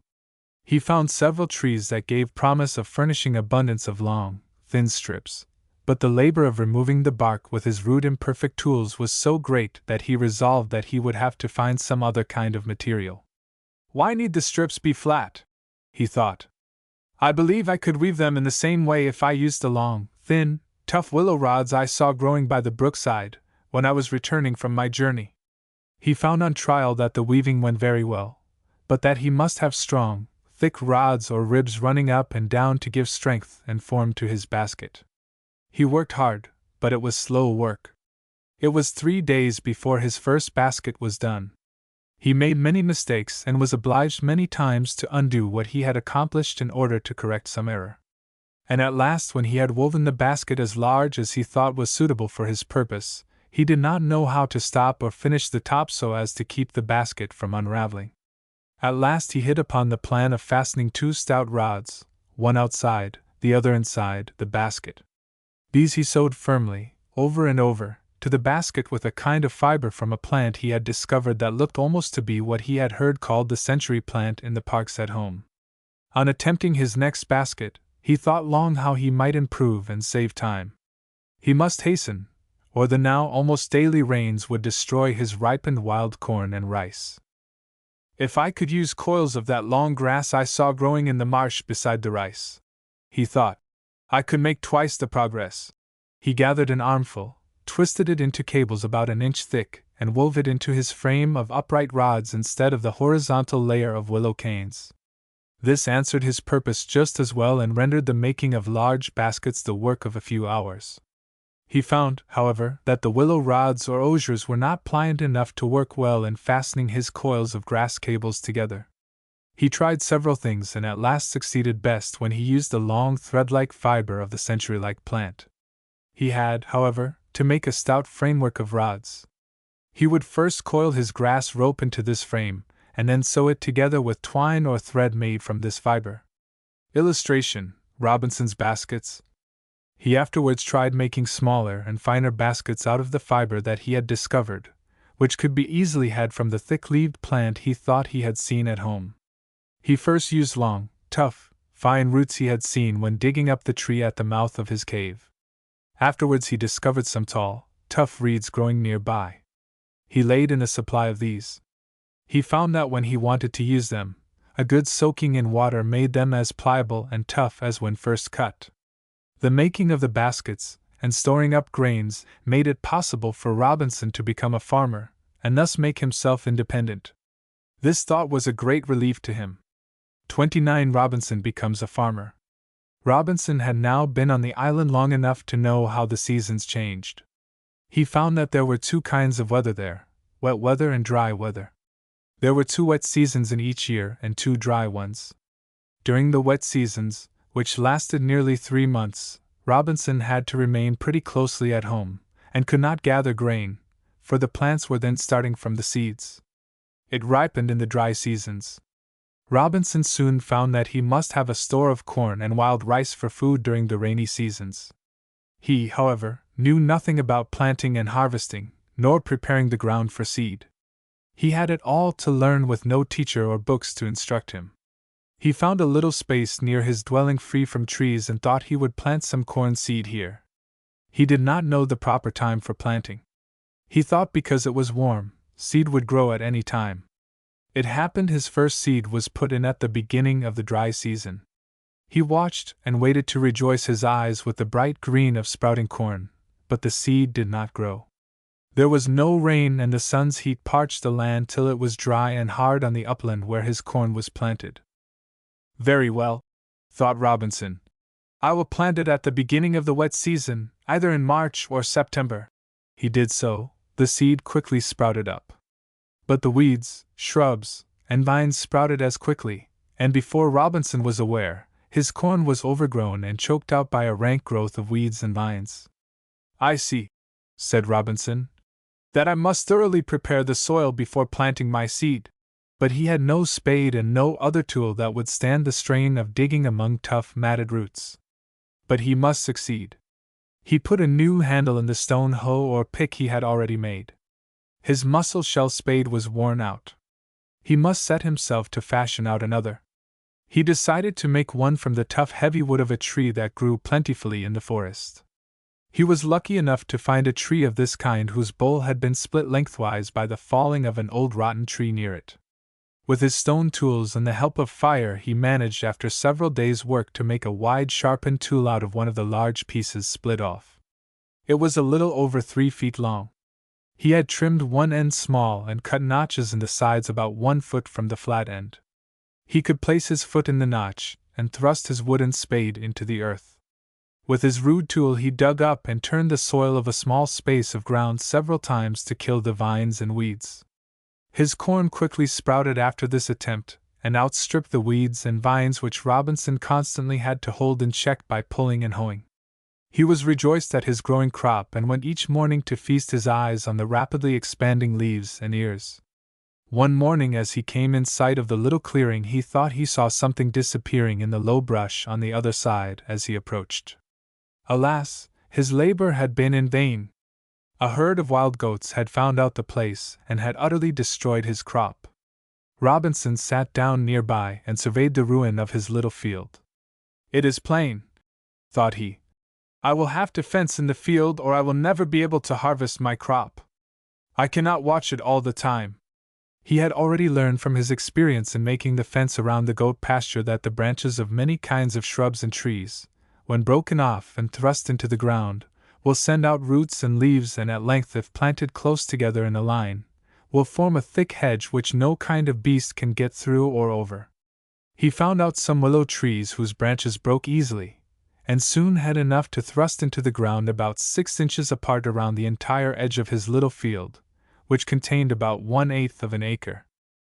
After this hedge had grown so as to be a fair protection to his crop, he tried planting again at the proper season.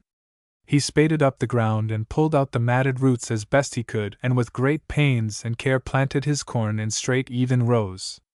To make them straight, and each hill of corn the same distance from its neighbors, he first marked off the ground in squares whose sides were about 3½ feet long. "Now," thought he, "I will reap the reward of my labor." The corn grew rapidly, and toward the end of the first dry season was filling out and ripening its ears. But to Robinson's dismay, a new danger threatened his crop against which he could not fence.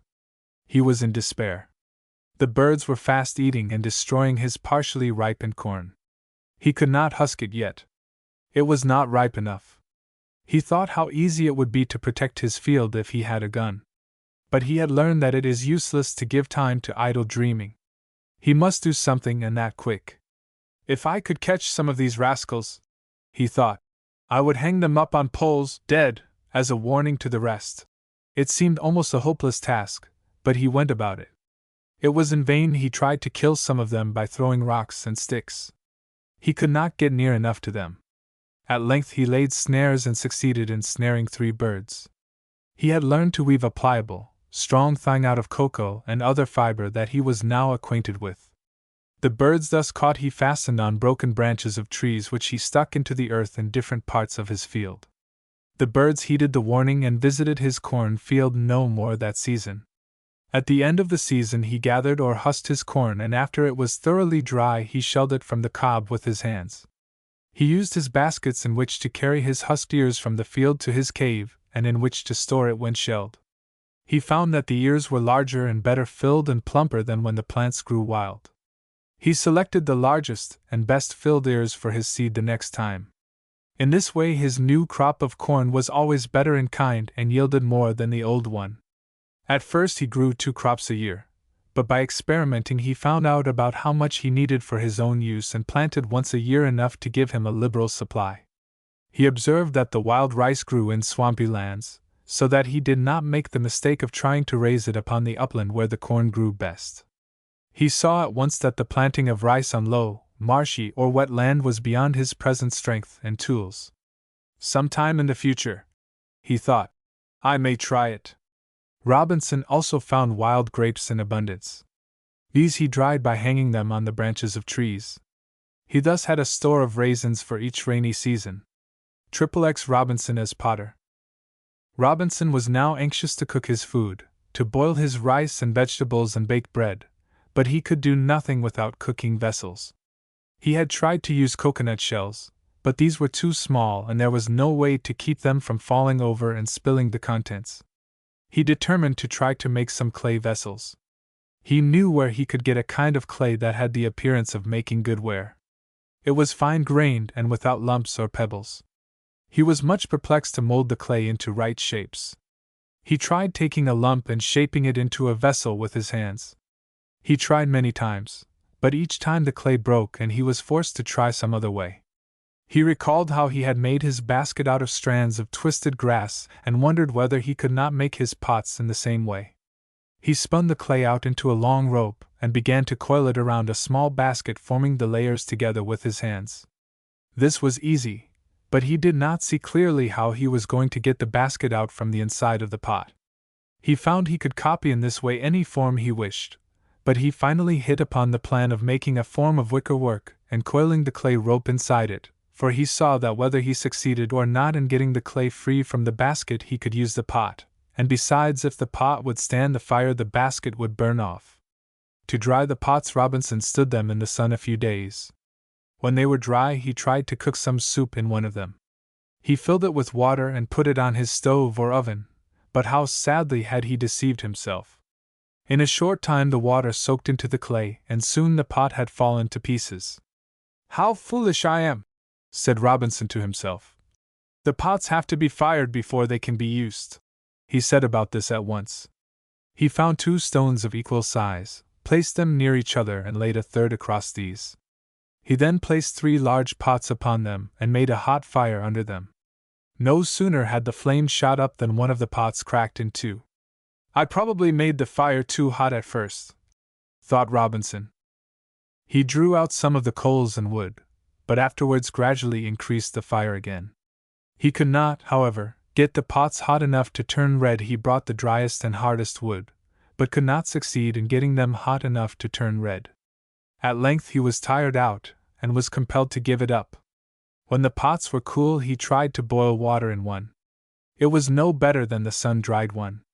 He saw that he must provide some way to get the pots much hotter than he could in the open air. He resolved to make an oven of stones large enough to take in the wood as well as the pots. It must be above ground so that there might be plenty of draught for the fire. With great labor, he pried up and carried together flat stones enough to make an oven about 4 feet high with a chimney at one side.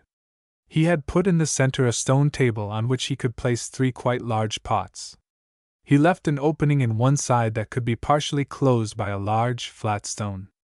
He worked eagerly, and at the end of the second day he was ready to fire his oven. He first carried together a good quantity of dry wood, then he put in his pots and laid the wood around them. In a short time he had a very hot fire. He kept this up all day and until late at night. The next morning he went to his oven and found his pots were a beautiful red. He drew out the fire and allowed them to cool slowly. Then he filled one with water and set it over the fire to heat it. Before many minutes the water was boiling, and Robinson had another reason to be thankful. He wept for joy. His patient labors had brought their rewards. No prince could feel as happy as Robinson now. He had overcome all difficulties. Starting with nothing but his hands, he was now able to supply all his wants. If I only had a companion now, he thought, I would have nothing further to wish as long as I stay on the island. Illustration: some of Robinson's dishes. 31. Robinson as baker. Now that Robinson had fire, he determined to try to make bread. He had seen the servants at home make bread many times, but he had not observed closely and knew next to nothing about the way bread is made. He knew he must in some way grind the corn into flour, but how could he do this? He had no mill nor any tools with which to crush the corn. He first tried to find a stone large and hard enough out of which he might hollow a vessel, or kind of mortar. He thought he could put the corn into this mortar, and grind it by means of another stone or pestle. It was with great difficulty that he could get a stone of suitable size and form. After several days' trial he at last got one cut out from some layers of rock near the shore. He made a hollow place in it. Then he took a smaller oblong-shaped rock for his pestle. He took great pride in these new tools. I shall soon be a stone cutter, he said to himself, as well as a farmer and potter. But his stone mortar was a failure. The rock was too soft. Every time he thrust the pestle down, it loosened small pieces of the stone vessel. These mixed with the ground corn or flour and made it unfit to eat. There was no way to separate the sand from the crushed grain. He resolved then to try to make a mortar and pestle of hard wood. Now that he had fire, he could do this, though it cost him many a hard day's work. He found not far away a log of very hard wood. By building a fire at the right distance from one end, he was able to separate a piece of the log. He rolled this to his cave and made a good-sized hollow in it by burning. This pestle was not so difficult to make. He took a limb or branch of an ironwood tree, burned it in two at the place to make it the right length. By burning also he rounded one end, and then he was ready for the grinding. After cleaning his mortar and pestle carefully, he placed some corn in the hollow, and soon had some fine yellow meal or flour without any grit or sand in it. His next care was to separate the coarse outer husk or covering of the kernel from the finer parts that make the meal. He had no sieve. His net was too coarse. It let both bran and meal go through. I must make a net or cloth fine enough to sift or bolt my flour, said he. Such was now his skill in spinning and weaving that this was not hard to do. He had soon woven in his loom a piece of fine netting which allowed the meal to shake through, but held back the coarse bran or outer husk of the kernel. Out of the dry corn that he had stored up he now made quite a quantity of flour. This he kept tightly covered in a large earthen pot or jar that he had made for this purpose. I must keep all my food clean and protect it from the ants and other insects, as well as dust and damp, he thought. His preparations were now nearly made. He had already his stove of flat stones. On this he could set his pots to boil water, cook rice, and meat, but it would not do for baking a loaf of bread of any thickness. He must have an oven or enclosed place into which he could put the loaf to bake it. By the use of flat stones he soon rebuilt his stove so as to have an oven that did fine service. Now it was mixing the dough that claimed his attention. He had of course no yeast to make raised or light bread. He poured goat's milk on the flour and kneaded it into a thick dough. He did not forget to add salt. He placed his loaf in a shallow earthen pan he had made for this purpose. After the fire had heated the stones of his oven through, he put in his loaf, and soon was enjoying a meal of corn bread and meat stew. Robinson soon tried to make cocoa from the beans of the cocoa palm that grew in the island. This with good rich goat's milk in it he thought the best drink in the world. He often thought of making sugar from the sugar cane plant he had discovered in the island. But the labor of squeezing out the juice was too great. He could think of no way to do this without the help of horses or oxen. 32 Robinson as fisherman. Robinson was now eager to use his fire and cooking vessels. He had noticed with hungry eyes fine large fish in the creek near his cave. But he had never taken the trouble to catch any. What is the use? He thought. I cannot eat them raw. It was different now, and he began to devise ways of making a catch. How he longed for a fishhook, such as he had so often used when loitering along the Hudson River. But a fishhook is not to be thought of, he said to himself, unless I can make one of bone. He went down to the brook and searched long for a fishbone that he might make use of for this purpose. He found nothing. I must try something else, he thought. He remembered the nets he used to see along the Hudson and wondered if he could not make a small one to pull through the water and thus catch the fish. He had now a better source of fiber for weaving and for spinning into lines and ropes. He had discovered this when he was trying to find a good strong thread or yarn with which to bind the coils of his grass-made baskets together. He obtained fiber in great abundance from the century-like plant. He found if he broke off the long leaves of this plant and allowed them to decay, there remained a long, tough fibrous substance out of which strong cords could be twisted or yarn made for weaving a coarse cloth or netting. Out of this he spun yarn thread to make a net about 3 or 4 feet by 2 feet. He fastened cords to 4 corners of this, tied them to a long pole, and was now prepared to test his plan for catching fish. The brook he found was too shallow for him to catch fish in this way. At the sight of him and his net, they scurried away to deep water. Neither could he succeed in the shallow water along the shore. I must wade out as far as I can, he said to himself, and draw the net through the water. As he did this he was surprised at the many forms of sea life, new to him, that he saw. He, however, was careful and watchful. He walked along near the shore to a point where some rocks showed above the surface. As he looked ahead he saw the single eye of a giant cuttlefish glaring at him from among the rocks. It was thrusting out its long arms towards him. He drew back quickly, but as he did so he was terrified to hear the snap of some huge creature's jaws near him. A great shark had seen him and had thrown himself on his back to seize him in his rows of sharp teeth, but was prevented reaching him by the shallowness of the water. Robinson was too much terrified to continue longer his attempt at fishing. He went back to his cave with only a few small ones, not worth the trouble of dressing for his dinner. The next day undismayed he tried again. He succeeded in drawing in some very beautiful large fish. Their sides shone as burnished gold and silver. Now, he thought, I will have a feast. He carried them home, carefully cleaned and dressed them, seasoned them with his salt, and broiled them over his fire. Imagine his disappointment when they proved unfit to eat. Their flesh was coarse and tough and ill-tasting. He saw that the catching of fish for his table was a more difficult thing than he thought it. He must not only catch fish, but catch ones that could be eaten. He could only tell the good from the bad by trying them. He was more fortunate in his next venture. He was going along the shore at the mouth of the creek which ran near his cave when he noticed a group of fishes, dark bluish above with silvery sides. The largest of them were about 2 feet long. They were feeding on the bottom in the brackish water at the mouth of the creek, which at its mouth opened out into quite a little bay or inlet. They would take up a mouthful of earth from the bottom and let it wash through their mouths, keeping all the bits of food that happened to be in it. When one fish got a good place to feed, the others swam around it and tried to get some of the food. Robinson watched his chance and slipped his net under a group, while each one was busy trying to get the best mouthful of mud. He drew up 3 quite large fish, but just as he was about to lift them from the water, one of the cords which bound the net to the poles broke, and he saw his catch fall back into the creek and dart away in the deepest water. But Robinson was not to be discouraged. He soon mended his net, and at last was successful. In a short time he drew out another catch of 2 fish.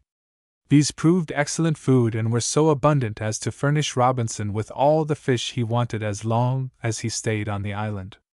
33. Robinson builds a boat. Robinson had wished for a boat many times. He wished to explore the shore of his island. He wanted to go clear around it so that he might see it on every side. But he knew the work of making a boat would be great, if not wholly impossible. The shaping of boards to build a boat with his rude tools was not to be thought of. He knew how the Indians made boats out of bark of trees. But he saw that for his purpose so light a boat would not do. He finally remembered a second Indian way of making a boat by hollowing out a large log. The forest was full of the boles of trees that had been blown down, but they were far away from the shore. At first he did not think of this very much. He had overcome so many difficulties that he thought, "Never mind, I will get my boat to water, no matter where I make it, in some way." So he selected a tree trunk some distance from the bank of the little creek near his cave and began work. He had first to burn out his log the proper length and hack it into boat shape with his stone tools. This was very slow and tedious work. He had to handle the fire with great care, for there was always the danger of spoiling the shape of the slowly forming boat. Both ends must be sharpened, but one more than the other to form the prow or forward-going end. After he had shaped his boat, he began hollowing it out. This he did also by burning for the most part. He used the branches of pitch-bearing trees for this purpose. But it was so slow. He worked at his boat all the time he could spare from his regular duties in attending to his goats, his garden, and his cave. He was always making his cave larger. Every time he made a piece of furniture or stored away grain, he must make more room in his cave by digging away the earth and carrying it out. He had made a large, strong wicker basket for this purpose. He had had a vague idea that when he got his boat done he would dig a trench back from the bank of the creek, and thus float his boat. But he had not thought it out clearly. Or anyway, he thought, I can in some way manage to roll it to the water. He must now actually plan to put some of these ideas into effect. He first went over the ground and found that to dig a trench from the water to the boat, so that the water would come to the boat, he would have to dig it 20 feet deep. I can never do this, he said, with my poor tools. He next tried his rolling plan. But he had been so anxious to have a large boat that he had overlooked everything else. Try as hard as he might, he could not stir his boat from the spot. After many trials with the longest levers he could handle, the boat still stuck fast.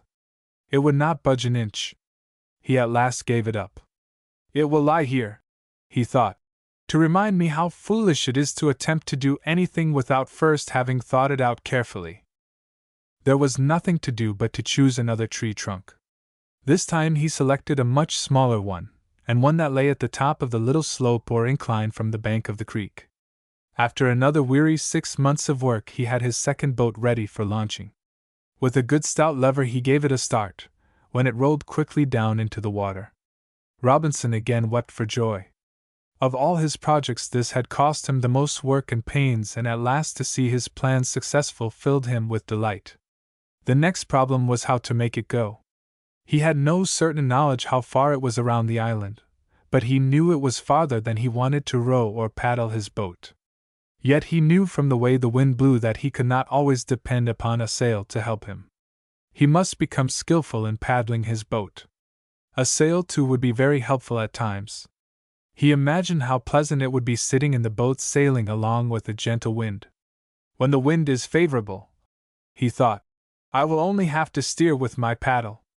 So he set about weaving a sail of his sisal fiber. To do this he had to make a much larger loom than he had yet used.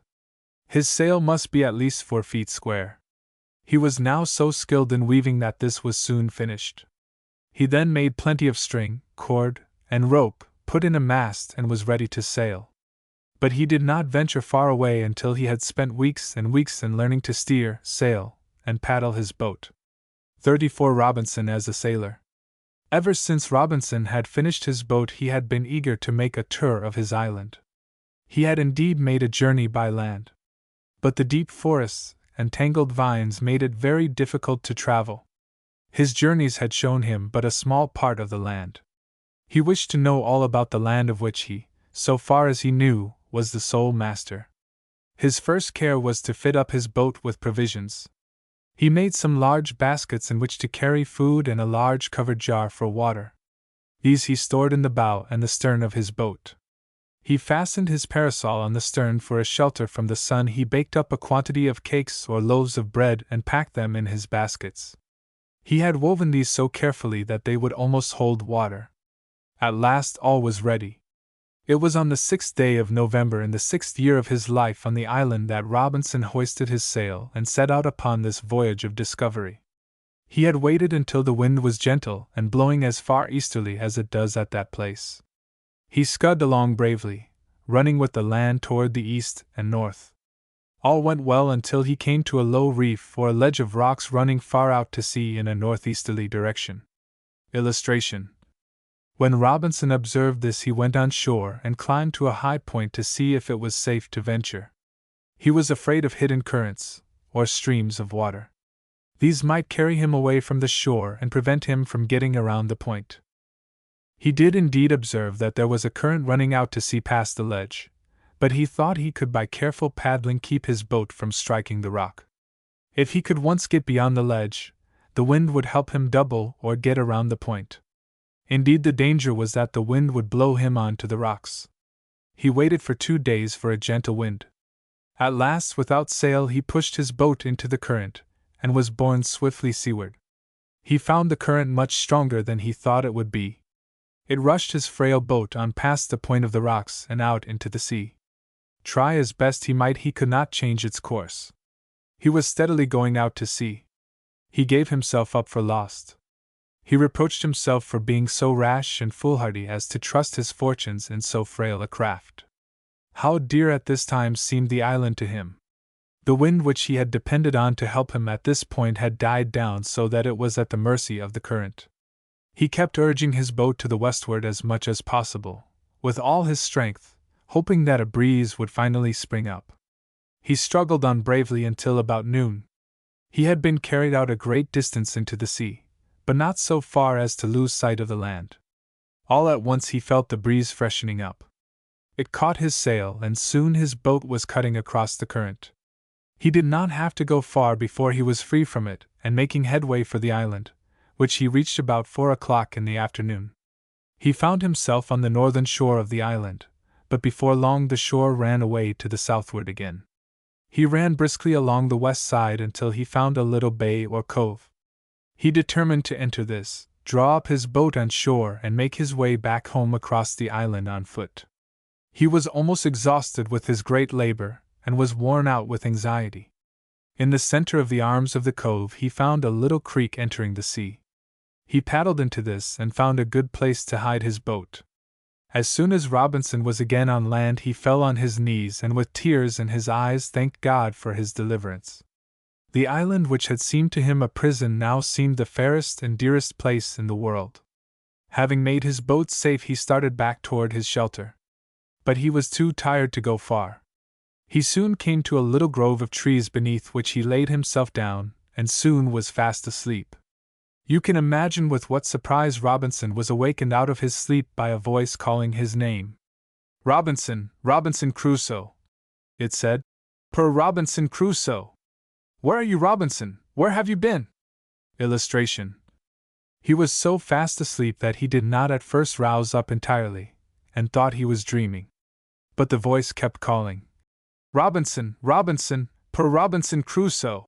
He was greatly frightened and started up. But no sooner were his eyes open than he saw his parrot sitting on a branch of a tree. He knew at once the source of the voice. Polly had missed her master, and was also exploring the island. It was a pleasant surprise. She immediately flew to him and lit on his shoulder.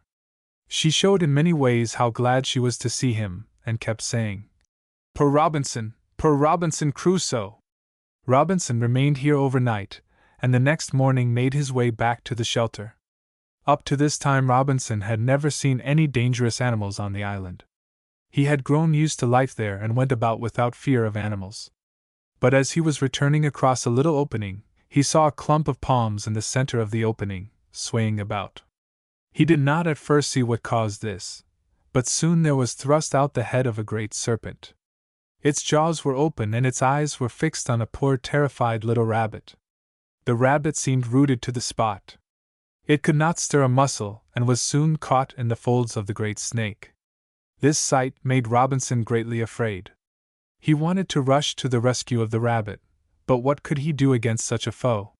He resolved in the future to keep a more careful watch, and always to sleep in his bower. Robinson had enough of exploring for some time. He was contented to remain at home. He made many things he needed. He had saved all the skins of the goats he had killed for meat, and all that had died from any cause. These he made into rugs for his bed. He kept at his loom too, for he was anxious to weave enough of his coarse cloth to make him a suit of clothes. He learned how to braid mats and rugs out of his fiber, and finally replaced his awkward hat and parasol with others braided very skillfully from the long grasses that grew so abundantly in the marshy places.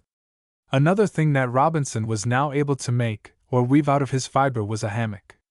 He had slept all this time on a bed made of poles laid lengthwise and thickly covered with the skins of goats and rabbits. Now he could have a comfortable place to sleep. He did not stop until he had made two. One was for the bower, and the other was for use out of doors. When his work was done in the evening or in the heat of the midday, he would lie in it at full length under the shade of the trees. 35. A discovery. Robinson could not forget his boat. It seemed a companion. "It may be the means of my escape from this place," he thought. He took frequent journeys across the island to where his little boat lay in the cove. He would start out in the morning and walk over to the west side of the island, take his boat and have a pleasant little sail. He always returned home before dark, for to tell the truth, Robinson was a coward. He was as timid as a hare. He was afraid of everything and spent many nights without sleep because of fear. It was while on one of his visits to his boat that Robinson made a discovery that changed his whole life. It happened one day, about noon, when he was going toward his boat that he, with great surprise, saw the print of a man's naked foot on the shore in the sand. He stood like one rooted to the ground. He could not move, so great was his surprise and fear.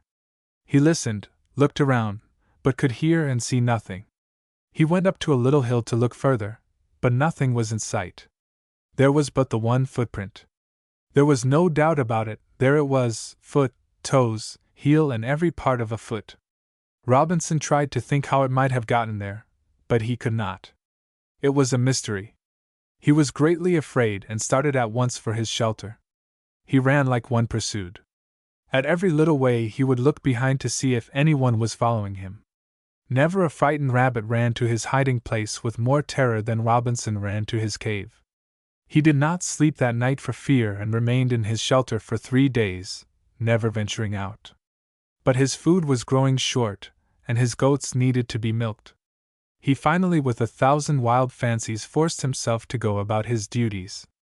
But he could not get the footprint out of his mind. He spent many sad and fearful days thinking about it. How could it have gotten there? Whose was it? Was the owner savage or not? What did he want on the island? Were some of the questions that haunted him.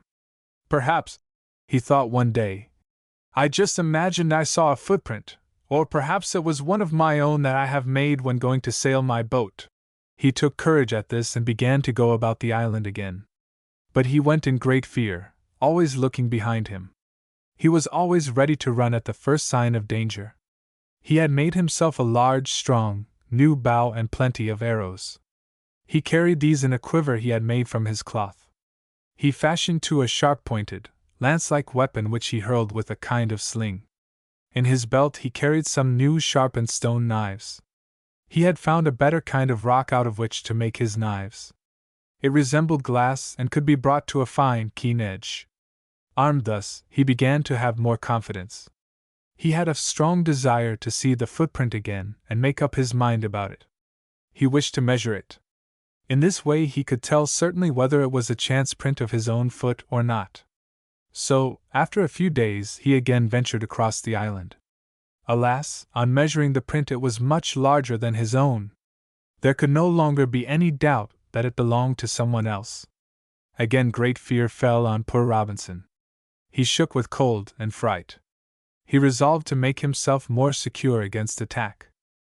He cut and carried willow stakes and set them in a thick hedge around in front of his shelter. This was outside the first and enclosed it.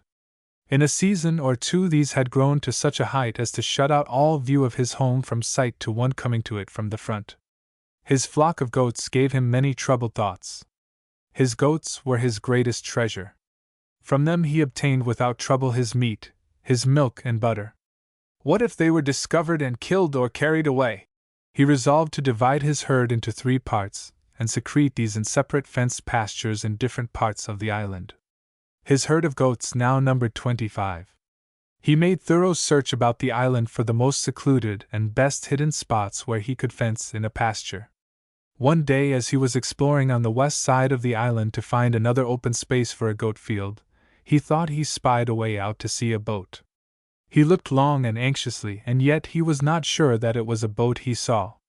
But how easy, thought Robinson, for the people of the mainland, which must be at no great distance to the westward, to come across to this side of the island in fair weather. He thought, too, how fortunate he was to have been cast on the east side of the island. For there he had his shelter in the very safest part. As he was coming down from a hill where he had gone to get a better view of the sea, he made another discovery. About him everywhere at the foot of the hill were bones of all kinds. Nearby, too, were charcoal and ashes. There could be no mistake, the place was visited by human beings. These were very likely savages. Everything showed that they came for the purpose of feasting and not for plundering. It was very likely that they either sought anything on the island nor expected it. Illustration: watching for savages. This thought greatly relieved Robinson. He returned home in a very thankful and composed state of mind. He had now been on the island almost 18 years and had not been discovered. Yet, no doubt, the island had been visited many times by the savages since he had been there. In a short time his fear of discovery wore off, and he began to live just as he did before his discovery. He took, however, greater precaution against surprise. He always carried his bow and arrows, his lance and knives. He was also very careful about making a great smoke from his fire. He burned a great quantity of wood in a pit and made charcoal. With this material he had a fine fire with a very little smoke. Every day also he went to the top of the hill back of his shelter in order to discover if possible the approach of savages. 36. The landing of the savages. Another year passed by. Robinson longed more and more to get away from the island. Year after year he had hoped and watched in vain for a passing ship. Every day he would scan the waters that held him prisoner for the welcome sight of a sail. He had been disappointed. Now his only hope was to escape to the mainland in some way. He feared the savages. He had heard stories of their being cannibals. But if they could come to his island in their canoes against the prevailing wind, why could he not get to the mainland with it in his favor? Strange as it may be, Robinson began to wish for the return of the savages. He hoped to watch them at a distance, and find out something about their customs. More especially he wished that he might capture one of them. He had 2 reasons for this. In the first place, he would have a companion. He pictured fondly how he would teach him gentle manners and the English speech. And 2, the companion would be able to help him. Besides this, he longed above all to know more of the mainland and whether it would be safe to go there. He wanted to find out in what kind of boat they made the voyage. He thought that if he had such a person he would have someone to show him the way to reach the land. The more he thought, the more anxious he became to see the savages on the island. He thought so much about it by day that he dreamed about it at night. One night he dreamed that the savages came, drew their boats upon the shore, and began to prepare their feast. As he watched them, one of their number broke away from his fellows and came straight toward his hiding place. Robinson thought he rushed out, drove away those that followed the fleeing man, and rescued him. This dream made a deep impression upon him, and made him await the coming of the savages with great hopes and eagerness. It was more than 18 months after he had formed this plan of capturing one of the savages before the savages made their appearance. Robinson was surprised one morning to see no less than 5 canoes drawn up on the shore at a point on his side of the island about 2 miles below his shelter, to the south. The people that had come in them were on shore and out of sight. Robinson went back to his shelter to make his plans. He made up his mind that he would be foolish to attack them. There must be 25 or 30 of them. He finally went to a point where he could see farther inland and soon caught sight of a crowd of about 30 savages. They were naked and dancing around and around in a circle. All the while they were singing and making hideous noises. There was a fire in the center of the ring of savages. They are cooking their feast, thought Robinson. Maybe I can surprise them while they eat and rush in and seize one. But this seemed too great a risk to run. He had no weapons but his bow and arrows, his lance and knife. What could he do against so great a number? But fortune favored his plans. As he gazed at them from his safe distance, he saw one of their number break away from the rest and run with utmost speed directly toward his hiding place. At once 2 other savages pursued him. They had no weapons but clubs. They ran with great swiftness, but the man in front was steadily gaining ground. Robinson, now to tell the truth, was dreadfully frightened to see the savage run directly toward him and his shelter. He kept his place, however, and watched the race. The man running away ran along the shore and would soon come to the little creek that emptied into the sea below his home. Robinson saw that the savage would have to swim this to escape. He ran down thither and concealed himself behind a tree and waited for the fugitive to come up. As he did so, the fleeing savage plunged in and swam across with a few strong strokes. When he was well on the bank, Robinson presented himself, and made signs to him to come to him, and he would help him. The savage was at first almost overcome with astonishment and fright, for Robinson presented a very unusual sight. The savage at once ran to him, and fell down at his feet. Indeed, so great was his fright and distress that he placed one of Robinson's feet upon his neck in sign that he yielded up his life into his hands. Robinson raised him up and motioned for him to take the lance and help in defense against the men, now coming up. They hid behind trees and waited for them to swim across the stream. But this they did not do. When they reached the creek, they could see nothing of their runaway. They very slowly turned and went back to their companions. Robinson was well content not to let them know that there was any one on the island. He feared they might return and destroy his shelter and fields. Robinson took the savage to his shelter and gave him bread and raisins to eat, and a cup of water to drink. He was very hungry and ate greedily. After he had eaten, Robinson made signs for him to lie down and sleep, for the Indian was nearly tired out with his long and swift run. He was a handsome fellow of his race. His limbs were large, straight, and strong. He had a good face. His hair was long and black, his forehead high, and his eyes bright. His skin was not black, but of an olive color. His teeth were fine set and as white as ivory. He slept about an hour. When he awoke, he came running to Robinson and again made signs to him that he was his slave. "You saved my life," he seemed to say, "and now I will serve you." Robinson named him Friday at once, for that was the day on which the great event of his escape had taken place. Robinson's next care was to fit him out with some clothing. He had by this time several suits made of his coarse cloth. He soon had Friday dressed in one of the old ones, with a straw or braided hat on his head. He did not think it safe to allow Friday to sleep with him in the bower. He made a little tent for him inside the enclosure. This was covered with goatskins and made a very good protection from both heat and rain. Robinson took care to keep all his knives and weapons near him in the bower. But his fears that Friday might harm him were unfounded. Friday from the first was faithful to his master. He was sweet and obedient in all things. He seemed to look upon Robinson with the love of a child for its father, and never tired of serving him. 37 Robinson as a teacher. From Robinson's diary. I began to consider that having now 2 mouths to feed instead of 1, I must provide more ground for my harvest and plant a larger quantity of corn than I used to plant. So I marked out a larger piece of land and began to fence it in. Friday worked not only very willingly but very hard. I told him that it was for corn to make more bread because he was now with me.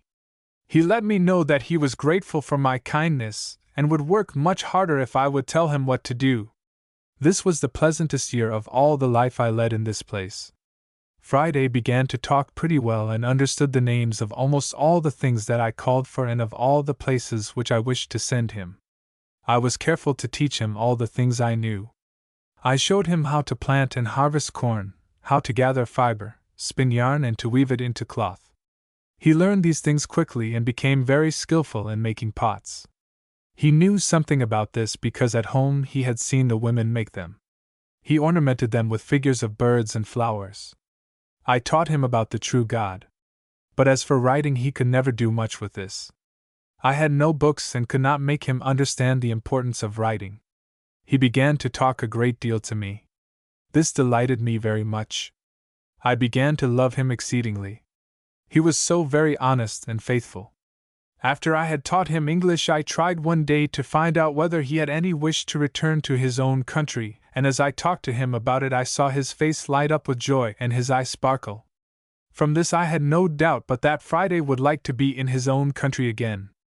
This for a time made me sad, to think how eagerly he would leave me to be among his savage friends.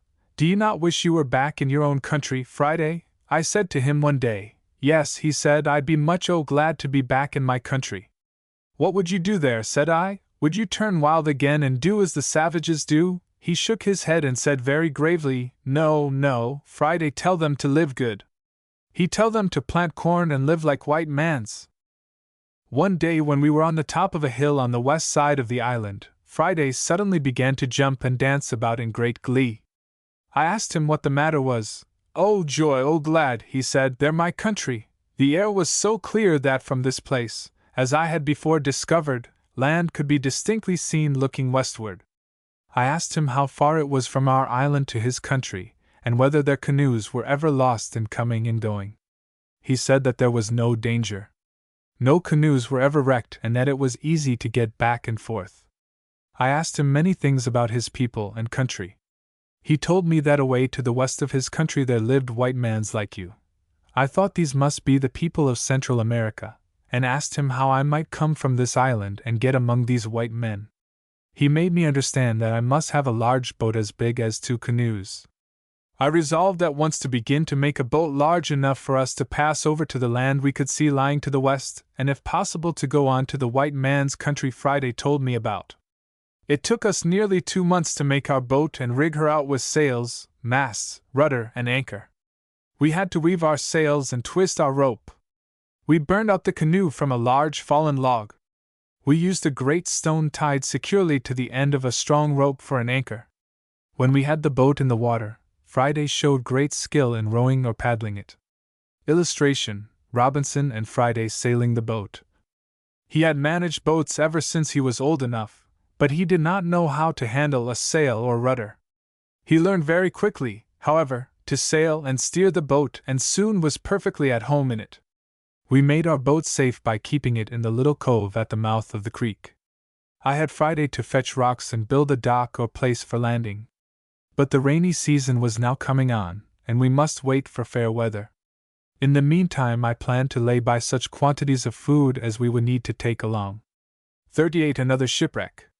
One evening Robinson sat in his shelter thinking of his plans to escape to Friday's country. He was sad. For, after all, this place was very dear to him.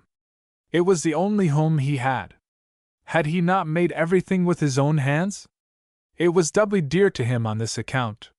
He thought how it would grieve him to leave his goats, his fields, and the many comforts he had here. He had been telling Friday of his home in New York. He told him of the great city, and of its many wonderful sights. He told him of his country and people, of his flag and its history. All these things brought back memories of his boyhood, and he wondered what changes had come in his long absence. Friday, with wonderful intelligence, listened to all Robinson told him. He was delighted in hearing Robinson tell of the wonders of the great world, for he had never known anything about it.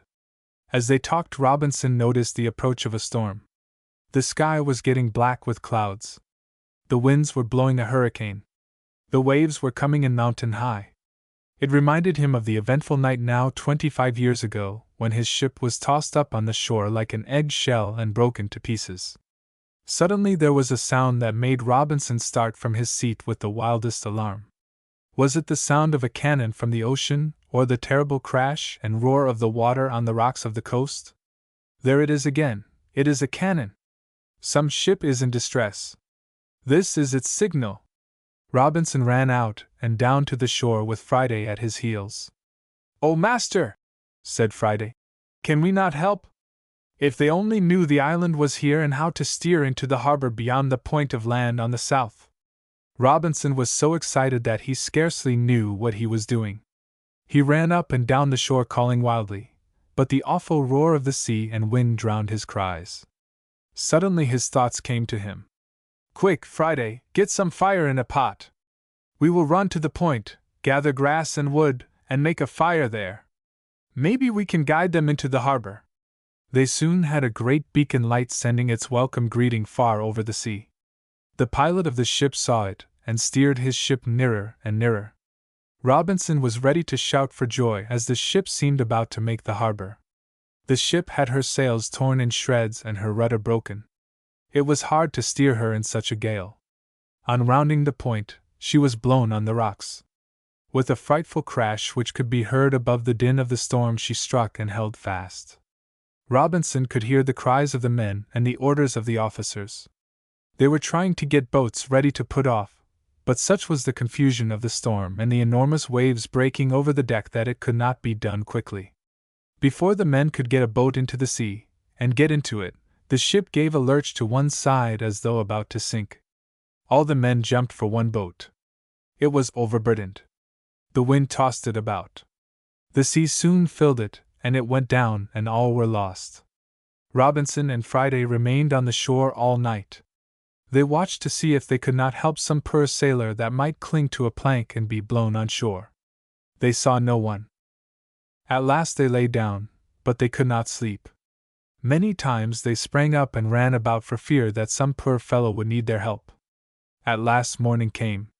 The storm ceased. Robinson and Friday searched everywhere for the bodies of the sailors, but could find none. But the wind had blown the ship in plain view, and into shallow waters. It was lying on the bottom with more than half its bulk out of the water. The masts were gone. It was a sad sight. No human being could be seen on it. They were now rejoiced that they had their boat ready. "Let us take it," said Robinson, "and go out to the ship. It may be some person is still on the unfortunate ship." They were soon by the ship's side. They rowed around it until they saw a rope hanging down from the deck. Robinson seized this and clambered up. Friday tied the boat fast, and followed. Robinson opened the door leading from the deck into the ship and went down. He searched in all the cabins, and knocked at all the doors. He called, but all was still. When he was satisfied that every person on board had been drowned, he wept bitterly. Friday stood there with open and staring eyes. He looked and looked. He was astonished at the large ship and at the wonderful things before him. They were in the cabin where the passengers had been. There stood trunks under the benches and clothes hung on the hooks on the wall. One trunk was open. In it were telescopes through which the travelers had looked at the land. Robinson saw also paper, pens, pen holders, and ink. Books were also nearby. Robinson first took a thick book. It was the Bible, out of which his mother had so often taught him. Then they came to the sailor's cabin. There hung muskets and swords and bags of shot and cartridges. Then they went to the workroom. There were saws, hammers, spades, shovels, chisels, nails, bottles, and pails, knives and forks. And something more, over which Robinson was most glad, matches. At last they came into the storeroom. There lay bags of flour and barley, teas, lentils, beans, and sugar. Then Robinson embraced Friday in his great joy and said to him, "How rich we are!" 39 Saving things from the ship. After Robinson had looked through the ship, he began to plan the way to get the tools and things he most wanted on shore. He and Friday first carried everything together that he wanted to take on shore. When they had done this, he found he had the following things. Robinson stood everything together that he needed most. 1. A case of nails and screws. 2. 2 iron axes and several hatchets. 3. A saw. 4. A small case of planes, tongs, augers, files, chisels, etc. 5. A third case with iron brackets, hooks, hinges, etc. 6. A case of matches. 7. A barrel of gunpowder. 8. 2 muskets and a pistol. 9. Several swords. 10. A bag of cartridges. 11. A large sailcloth and some rope. 12. A telescope. By means of the ship's ropes, Robinson let everything down into his boat. He himself took the Bible, and then they rowed to the shore and unloaded the boat. Everything was put into the bower where rain could not harm it. By the time they had this done, night was coming on, and they decided to do no more that day, but wait until the next day. "We must work fast," said Robinson. "The first storm is likely to break the ship in pieces and destroy everything in it." The next morning early they ate a hastily prepared breakfast, and were off to the boat. Neither Robinson nor Friday stopped for their noonday lunch. "A storm is brewing," said Robinson. "The air is calm, the sky is overcast with clouds, the heat is oppressive. We must hurry." With the utmost diligence they rowed back and forth all day. They made 9 trips. They had now on shore a surprising quantity of all kinds of tools, goods, and weapons.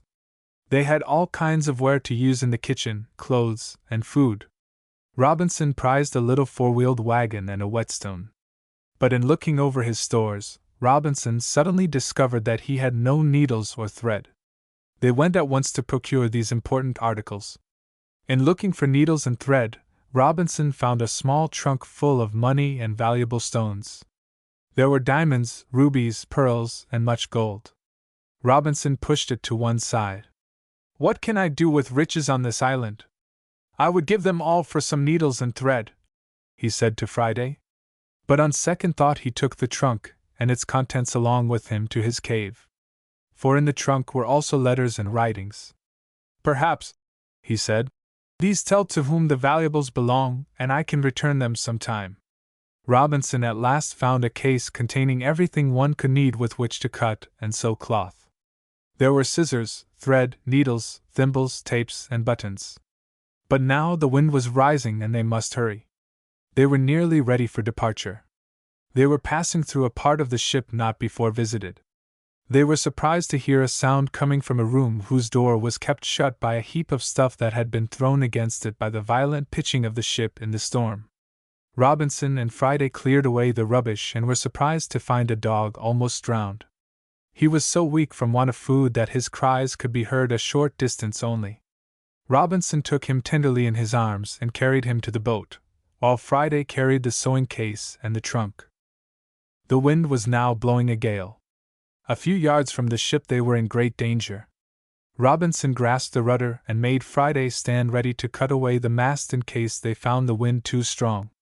With the greatest difficulty they finally made the little cove at the mouth of the creek and were soon landed with their precious cargo. The next morning they eagerly searched the waters for the ship. Not even their field glasses could reveal anything of it. Some planks, a mast, and parts of a small boat were blown on shore. All else had disappeared. Robinson set to work at once to make a door for his bower out of the pine wood cast up by the waves. How easy the work proceeded with saws, hammers, augers, squares, planes, nails, hinges, and screws. With the wagon, too, Friday could now gather his corn quickly and easily, or haul in a great quantity of grapes to dry for raisins. Friday had never seen a gun. He did not know the use of firearms. The muskets that Robinson had brought from the ship were a great mystery to him. Robinson showed him their use. He showed how they could defend themselves. He told Friday that these weapons would kill at a distance. He took some powder and touched a match to it. Friday was greatly frightened. Illustration: Robinson showing Friday how to shoot. Robinson then proceeded to load the gun.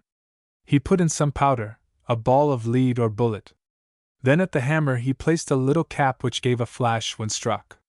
This ignited the powder. When all was in readiness, Robinson bade Friday follow him. They went slowly out into the forest along the stream. Soon Robinson espied a rabbit sitting under a clump of grass. Robinson raised his gun, took careful aim, pressed the trigger. There was a flash and loud report, and there lay the rabbit dead. But Friday, too, was lying on the ground. He had fainted from astonishment and fright. Robinson dropped his gun and raised the poor fellow up to a sitting position. He quickly recovered. He ran to get the rabbit. He examined it carefully. Robinson at last pointed out the hole the bullet had made, and the mystery of the way the rabbit was killed was solved. Robinson had lived alone so long that he had learned to love every living creature on the island. He never harmed anything except when he needed food. He had lived so quietly that the birds and animals did not fear him. They lived near his shelter and seemed to know him. Robinson was delighted with his new tools and weapons. But they reminded him of home. Nothing that he had seen in all the time he had been on the island so turned his thoughts toward home and friends. Robinson would sit for hours thinking of the past and making plans for the future. He was homesick. XL The return of the savages. Robinson now renewed his plans for escaping from the island to Friday's country. They first rebuilt their boat with their new tools. They hollowed out the center till the sides were thin toward the top. They shaped her sides and keel. They made her prow sharp so that she would cut the water easily. They made a new mast, strong and tall and shapely. They made larger and stronger sails and ropes. They made 2 pairs of extra oars. They made boxes and cupboards in the prow and stern for keeping their fresh water and provisions. Friday's eyes sparkled with joy when it was done. He hoped he would now be able to return to his own island and parents. Robinson noticed his joy and asked him, "Do you want to return to your own people?" "Yes," said Friday. "Very much." "Would you trust yourself in this boat?" "Yes," said Friday. "Very well," said his master. "You may have it and start home when you please." "Yes, master, but you come too. My people will not hurt you." Robinson resolved to venture over to Friday's land with him. But before their preparations were complete, the rainy season of our fall set in. They resolved to wait until the weather was settled and as soon as the rainy season was over to set out. They ran their boat well up into the creek and covered it over with a large tarpaulin made of sailcloth obtained from the ship. Robinson had now been on the island 27 years. For the last 3 years he had lived happily with his companion Friday. Every year in September, Robinson celebrated the day his life was saved and he was thrown up on the island. Robinson celebrated it this year with more than the usual thankfulness. He thought that it would be his last anniversary on the island. One morning, Friday had gone to the beach to find a turtle. Soon he came running back out of breath. "Oh, master!" he cried.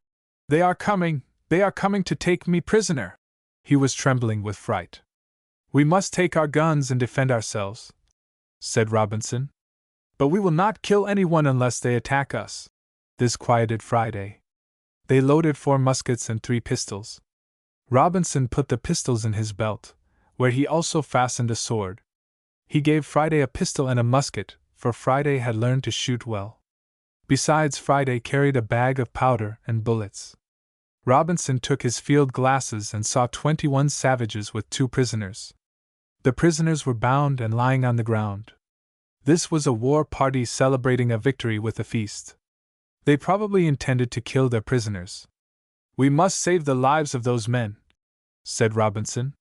The savages this time had landed quite near Robinson's shelter, not more than a half-mile below the creek's mouth. Soon he and Friday started off. Robinson commanded Friday to follow quietly and not to speak or shoot. "We will surprise them and give them a good scare," said Robinson. When yet a considerable distance away, they could hear the savages yelling and screaming. Some of them were dancing their war dance.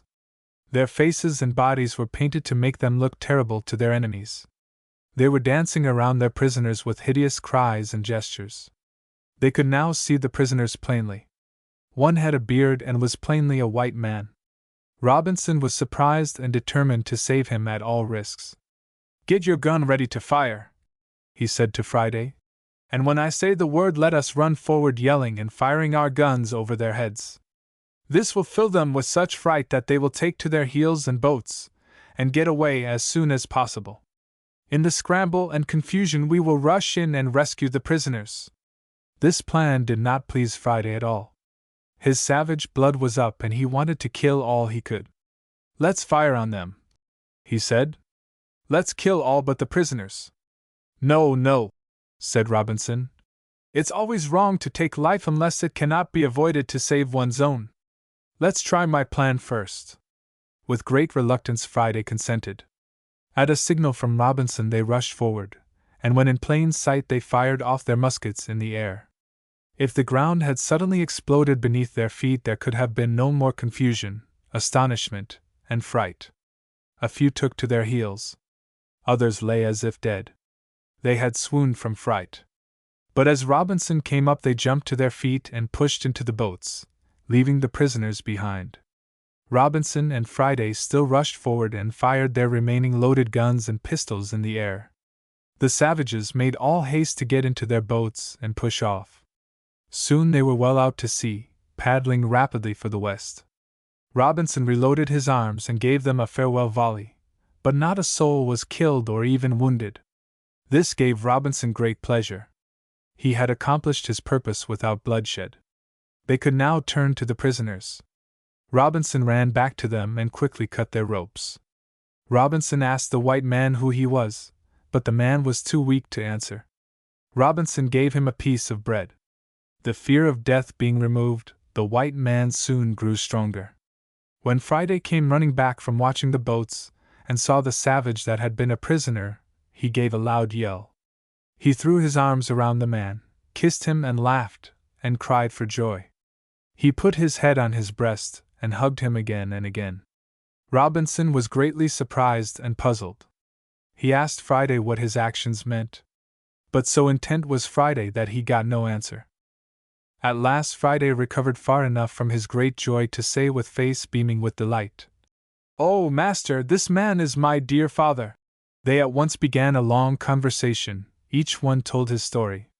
Suddenly Friday jumped up and said, "How foolish I am! I have not thought to give my father anything to eat and drink. He must be nearly starved." And away he ran toward the shelter and was soon back with food and water to drink. Illustration: Friday and his father. Robinson learned through Friday from his father that the white man was a Spaniard, that he had been captured by the tribe that had a battle with Friday's people. The Spaniard was one of 16 men that had been saved by Friday's people from a wrecked ship. So weak were the prisoners that they could not walk to the shelter. Robinson and Friday made a litter and carried them one after the other. When once there, Friday prepared some rich rice soup. The prisoners ate heartily, and in a few days were strong enough to go about the island. Sly deliverance at last. Friday had not forgotten the plan for going to his home. He would often mention it, and spend hours talking about it during the long rainy season. But now that the Spaniard and Friday's father had come into the family, Robinson felt he must change his plans a little. He felt very sorry for the Spaniards left in Friday's country. They did not have enough to eat and were sick and sad besides. He talked the matter over with the Spaniard many times. They at last planned to send for them. The Spaniard and Friday's father were to go. Robinson was for doing it at once. But the Spaniard advised delay.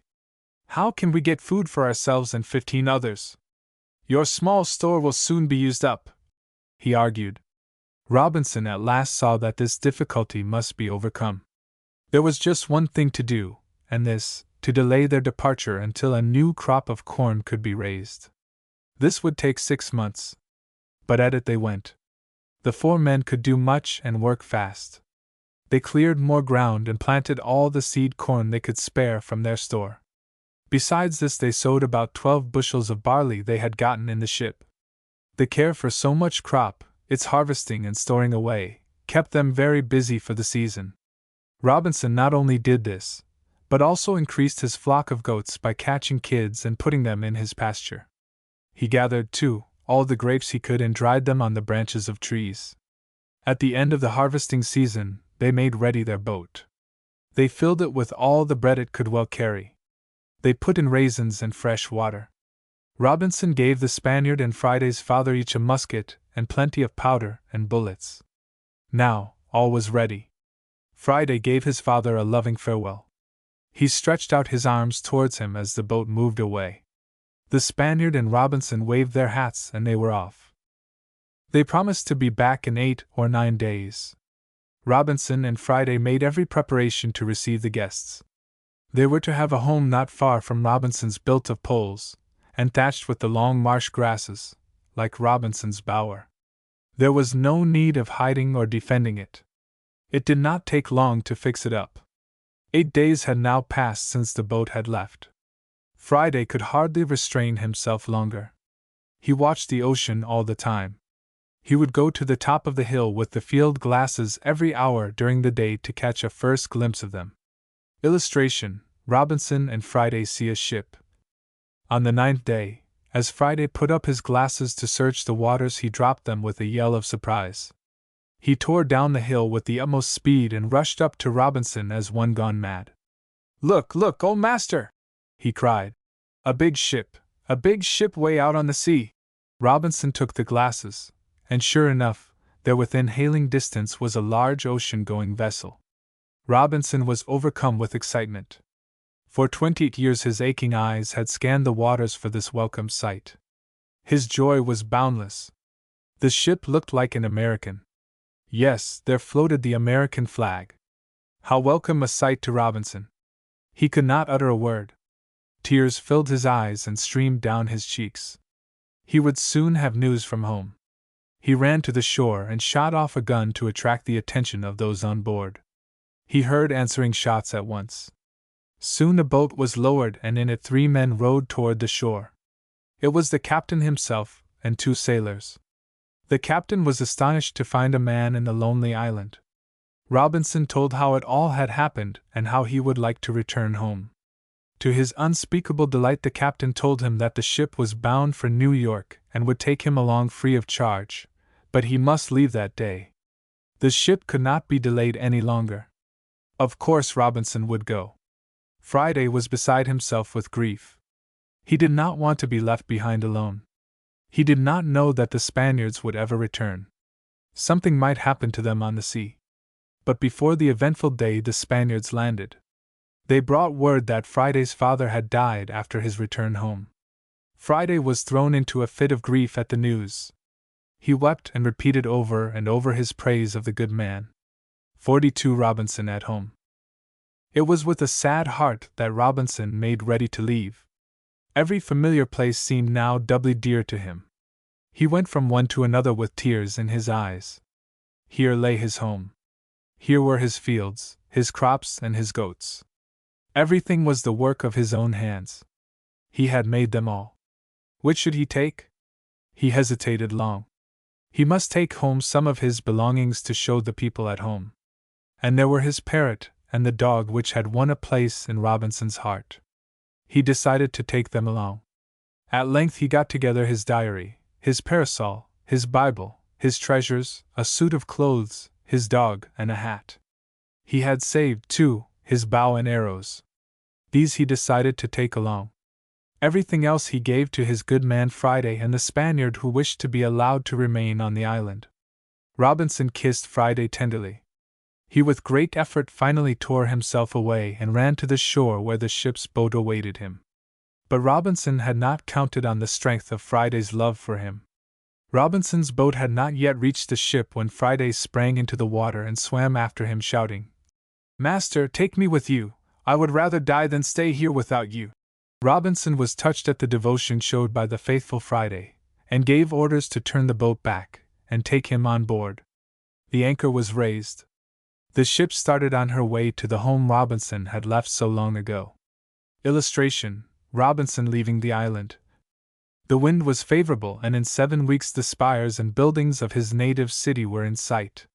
His vessel came slowly up to the wharf where he had taken ship so many years ago. Here, too, he had played and idled his time away. He remembered it all. His idleness and playing truant came back in sad memories. Before Robinson and Friday landed, their good friend the captain gave them each a new suit of clothes. Everything had changed. He scarcely knew the place. He was astonished and confused by the din, hurry, and bustle of a great city. Friday seemed dazed by it all and clung to Robinson's side. The buildings were so tall, the street cars, the carriages were different. Everywhere there were iron machines, casting out smoke, puffing and running about on iron rails. Robinson had never seen these. Robinson, however, did not stop to admire. He pushed on to a certain street and house where lived his parents at the time of his departure. It was with difficulty that he found the place. It was now in the heart of the city. Upon inquiry he found, after much searching, that his father had removed his store and home to another part of the city. His mother had died of grief for her disobedient son. Robinson was sorely grieved at this. He had hoped to see her and tell her how sorry he was that he had caused her so much anxiety and sorrow. When he had found the place where his father lived, he stole quietly up to the house and opened the door. His father, now a gray-haired man, bent with age and sorrow, was sitting in his armchair reading. Robinson came forward, but his father did not recognize him. "Who are you?" he said. "I am Robinson, your long-lost son." He knelt by his father's side and asked forgiveness for all the trouble he had caused. His father was overcome. He could not speak. He drew Robinson with feeble hands to his breast. "My son, I forgive you," he said. Robinson's boyhood friends heard of his strange return. They had thought him dead long ago. They never tired of hearing him tell his strange story. They pitied him in his misfortune. But Robinson told them that it all happened to him because he was idle and disobedient in his youth. Robinson at once relieved his father at the store. The business thrived. His father died.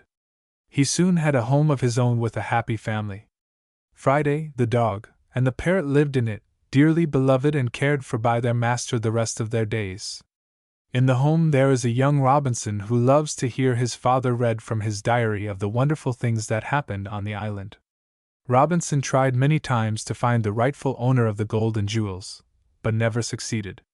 At last he gave them to a school where boys with idle habits were taught to lead useful and industrious lives. End of Project Gutenberg's An American Robinson Crusoe, by Samuel B. Allison.